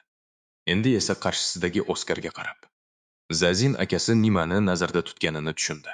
Nihoyat, Oskar ular orasidagi masofani yo'q qildi. U hassasini zarbaga ko'targan lahzada Ruth jangni to'xtatishni buyurdi. G'olib allaqachon aniqlanganini e'lon qildi. U jangni to'xtatdi. Zazen esa ko'kragiga taqalgan hassaga qarab jimgina taslim bo'ldi. Boshqa bir joyda Levan g'azabdan o'zini qo'yarga joy topolmayapti. Mashg'ulotdan keyin uning qo'rqoqligi haqidagi mishmishlar maktab bo'ylab tarqaldi. Hamma uning ortidan g'iybat qiladi. Levan dushmanlarcha qarashlardan to'yib ketgan va bu sharmandalikda Oskarni ayblaydi. To'satdan eshik taqilladi va Levan eshikni g'azab bilan ochdi. Bor ovozi bilan baqirgan holda. Eshik ortida professor Ayan turganini ko'rib, hayratdan qotib qoldi. Zazen sinfga kirgandi. Ko'zlari Oskar bilan to'qnashdi va ular uzoq tikilib qolishdi. Zazen Oskarga unga havas qilganini aytgan edi. U yillar davomida qilgan mashg'ulotlari Oskar iste'dodi qarshisida hech narsaga arzimay qolganini qabul qila olmadi. Oskar unga yordam qo'lini uzatdi. Lekin Zazen uni itarib yubordi. U qancha vaqt ketishidan qat'iy nazar baribir Oskarni ortda qoldirishga va'da berdi. Garchi Oskar bu chaqiriqni mamnuniyat bilan qabul qilgan bo'lsa-da, u o'z iste'dodi hech kim yetolmaydigan darajaga yetguncha rivojlanishda davom etmoqchi. Kuzatuv missiyasidagi o'rni kafolatlangach, Oskar ertangi kun Ayan bilan bo'ladigan uchrashuvni intizorlik bilan kutadi. Keyinchalik dars paytida Rut navbatdagi mana o'lchash sessiyasini o'tkazishini e'lon qildi. Levan sinfga kirib keldi. Ko'rinishi xotirjamroq. O'ng qo'li esa bog'langan. Rut unga darsga kechikkanini aytdi. Lekin Levan uni mutlaqo e'tiborsiz qoldirdi. U talabalarning g'iybatlariga e'tibor bermay, to'g'ri o'z o'rniga qarab ketdi. Oskarni ko'rib qisqa pauza qildi. Lekin uni pisand qilmay, indamay o'tirdi. Oskar nimadir noto'g'ri ekanini sezdi va Levan qo'liga nima bo'lgani haqida o'ylay boshladi. Rut sinfni tinchlantirdi. Mana o'lchash jarayoni boshlanmoqda. Hamma jim. Darsdan keyin Lili hayratda. Oskar juda qisqa vaqtda kuchini oshiribdi. Oskar esa yangi hassa haqida gapiradi. U go'yoki tanasining bir qismiga aylangan. Lili ham Rodning do'konidan yangi hassa olsachi deb o'ylab qoldi. Len yo'lini to'sdi. Buni ko'rgan atrofdagilar pichirlab, uni masxara qilishda davom etishdi. Urishish o'rniga. Levan tog'ridan to'g'ri so'radi. Menga kuchli bo'lishni o'rgat. Oskar dovdirab qoldi, bu nima degani? Levan esa asabiylashib, o'zingni ahmoqlikka solma. Sirini bilaman dedi. Qanaqa sir? U nimani biladi? Ozi. Oskar Leanning mashg'ulot maydoniga ergashib bordi. Levan hatto maydonni band qilib qo'ygan ekan. Ajablandim. Oskar aniqlik kutishga urinadi. Qanaqa sir haqida gapiryapsan? Levan esa hamon og'zida qotib qolgan yana og'zini bilmaslikka oladi-ya. Levanda voqilyaptiki, Oskar o'sha ajdahoni yenggan kuchi birov tomonidan taqdim etilgan. O'ziniki emas emish. Oskar nima deyishni ham bilmaydi. Bu qanaqa safsata? Bu gaplar Levanni yanadagi azoblantirdi. U Oskar uni masxara qilyapti deb o'ylaydi. Hammangiz meni ahmoq deb o'ylaysizlar. Shundaymi? Leaning bog'langan qo'llari yorilib, shisha boshladi. Bir qo'lli o'tkir tikanli yirtqich panjaga aylanib qoldi. Oskar esa hayratdan qotib qoldi. Ko'z o'ngida sodir bo'layotgan bu mutatsiyaga ishonib bo'lmaydi. Hatto Tin ham nima bo'layotganini tushunmayapti. Shartnomani o'qimagan shekilli. Oskar yordamga oshiqadi. Lekin Levan o'zini boshqara olmayapti. Temir odamdek kuch va'da qilishgandi. Bu esa butunlay boshqa narsa. Levan baqirib yubordi. Men bunday natijani kutmagandim. Afsuski, qo'li mutatsiyada davom etib, unga azob beryapti. Shu payt yerdan tikanlar otilib chiqdi. Oskar zo'rg'a qochib qoldi. Oskar chaqqonlik bilan tikanlardan otib, Leanni kuzatishda davom etdi. Leanning harakatlari g'alati. U xuddi kimningdir irchogi kabi. U kuch olgani haqida gapirgandi-ya. Oskar nihoyat bu o'rta kim turganini anglab yetdi. Lean esa hamon o'zining baxtsiz taqdiridan nolishda davom etyapti. Omon qolishni xohlaganim aybmi? Do'stlariga qilgan ishi uchun pushaymonlik hissi uy yonayotgandek. Levan tan oladi. Hamma uchun kuchli bo'lishni juda xohlagandim. U chalgigan lahzada Oskar hujumga o'tdi. Lin o'sha dahshatli qo'li bilan zarba bermoqchi bo'ldi. Lekin Oskar osonlikcha chekindi. Levan yana harakat qilmoqchi bo'lganida Oskar uni orqadan urib, hushidan ketkazdi va yerga yotqizdi. Keyin esa Ayan uchun baqirdi. Bechorani o'yinchoq qilib ishlatdingmi? Ayan yaqin atrofda, yashirinib kuzatmoqda. O'rtada esa Ayan paydo bo'ldi. Qamchisini silkitib, u Oskarni odobsiz oddiy odam deb kamsita boshladi. Xuddi yorilib ketgan fazoda muallaq turgandek qotib qolgan. Atrofida esa qarg'alar g'ujg'on o'ynaydi. U Oskar bilan hisob-kitobni tugatgach, akademiyaga qanday qilib yolg'on hikoya to'qishni rejalashtirayotganini baland ovozda so'zlaydi. Ayan akademiya oldida Oskar va Levan mashq qilayotgan bo'lgani. To'satdan ulardan biri nazoratni yo'qotganini aytib berishni reja qildi. Ya'ni, hammasi shunchaki baxtsiz hodisa bo'lib ko'rinishi kerak. Ayanning zerikarli safsatasini eshitishni istamagan Oskar darhol olovli ser bilan hujumga o'tdi. Ammo Ayan xuddi sayr qilayotgandek osonlikcha olovni tarqatib yubordi. Bu mayda hujumdan g'azablangan Ayan Oskarni tizzasi ostida bukib qo'yishini ochiqchasiga tahdid qildi. Shu zahoti u bir nechta bo'ri familiarlarni chaqirdi va ular Oskarga tashlanishdi. Jang qizigan pallada Oskarning xayoli ustoz bilan bo'lgan suhbatga ketdi. Balsamus uni ogohlantirgandi. Ayan familiarlarni boshqaradigan juda kuchli sehrga ega. Uning usuli esa dahshatli. Ayan serli formulalarni yirtqichlarning jasadiga o'yib yozadi va ularni qo'g'irchoqdek boshqaradi. Afsuski, uning boshqaruvi cheklangan. Bir vaqtning o'zida ko'p mahluqni boshqara olmaydi. Balsamus maslahati aniq edi.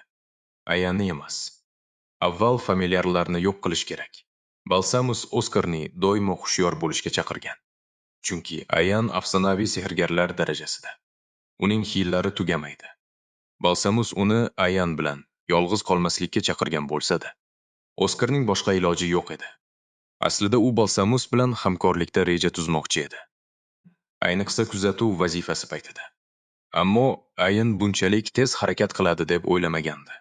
Endi esa begunoh talaba bu to'qnashuvga tortilgan ekan. Oskar chekinmoqchi emas. Bo'ri familiarlari bilan olishar ekan. U bor kuchini ishga soladi.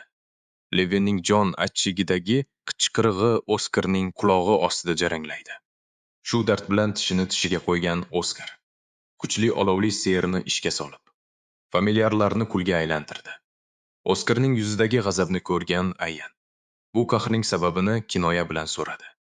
U Oskar bu qadar Levin uchun jon kuydiryaptimi deb hayron bo'ladi.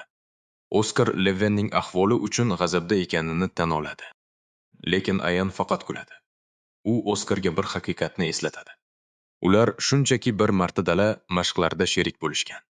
Do'st emaslar. Ammo Oskar uchun inson hayoti uchun mas'uliyat his qilish yetarli sabab edi. Ayan esa unga Levinning haqiqiy fikrini aytib, Oskarni larzaga solmoqchi bo'ldi. Levin qasos olish uchun shunchaki kuch ketidan quvganini fosh qildi. Ayanning so'zlariga ko'ra, Levin uchun Oskar shunchaki dushman va pastkash oddiy odam. Provokatsiyaga qaramay, Oskar o'zini yo'qotmadi. Bu esa Ayanni dovdiratib qo'ydi. Oskar uning qanday qarashlari muhim emasligini sovuqqonlik bilan aytdi va yana yangi hujumga tayyorgarlik ko'ra boshladi. Oskar Levinning tanlovi uning o'z kuchi ekanini, o'zi shuni istaganini ta'kidladi. Lekin Ayan Levinning zaifligidan foydalanib, uni qurbon qilganini hech qachon kechirmaydi. Afsuski, navbatdagi olovli sehrni ishlatmoqchi bo'lganida. Oskarning sirli formulasi havoda chil-chil sindi. U sarosimaga tushdi. Sehrli formulalarni to'g'ri tuza olmayotganini anglab, ko'zlari katta-katta ochildi. Ayan yerga qo'nib, o'z tashkiloti bunday iqtidorli oddiy odamlarga toqat qilmasligini e'lon qildi. U hamma narsani mukammal rejalashtirib qo'ygan ekan. Oskarning serdagi o'tkir qobiliyatini bilar. Shunga yarasha tayyorgarlik ko'rgan. Oskar ser qila olmayotgan bir pallada. Ayan ulkan fil familiarini chaqirdi.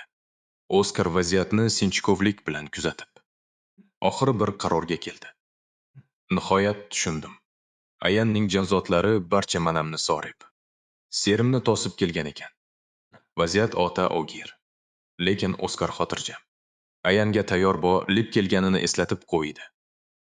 Ayan esa hamma yo'lni yopib qo'ydim deb o'ylaydi va yana vahshiy borilarni chaqiradi. Garchi bu muhit Oskar kabi sirli formulalar chizishiga imkon bermasa-da, Ayan o'zini g'olib his qiladi. O'zi jonzotlariga o'yilgan sirli formulalar haqida gapiradi. Yangi formula chiza olmasa ham, bu jonzotlar baribir ishlayveradi.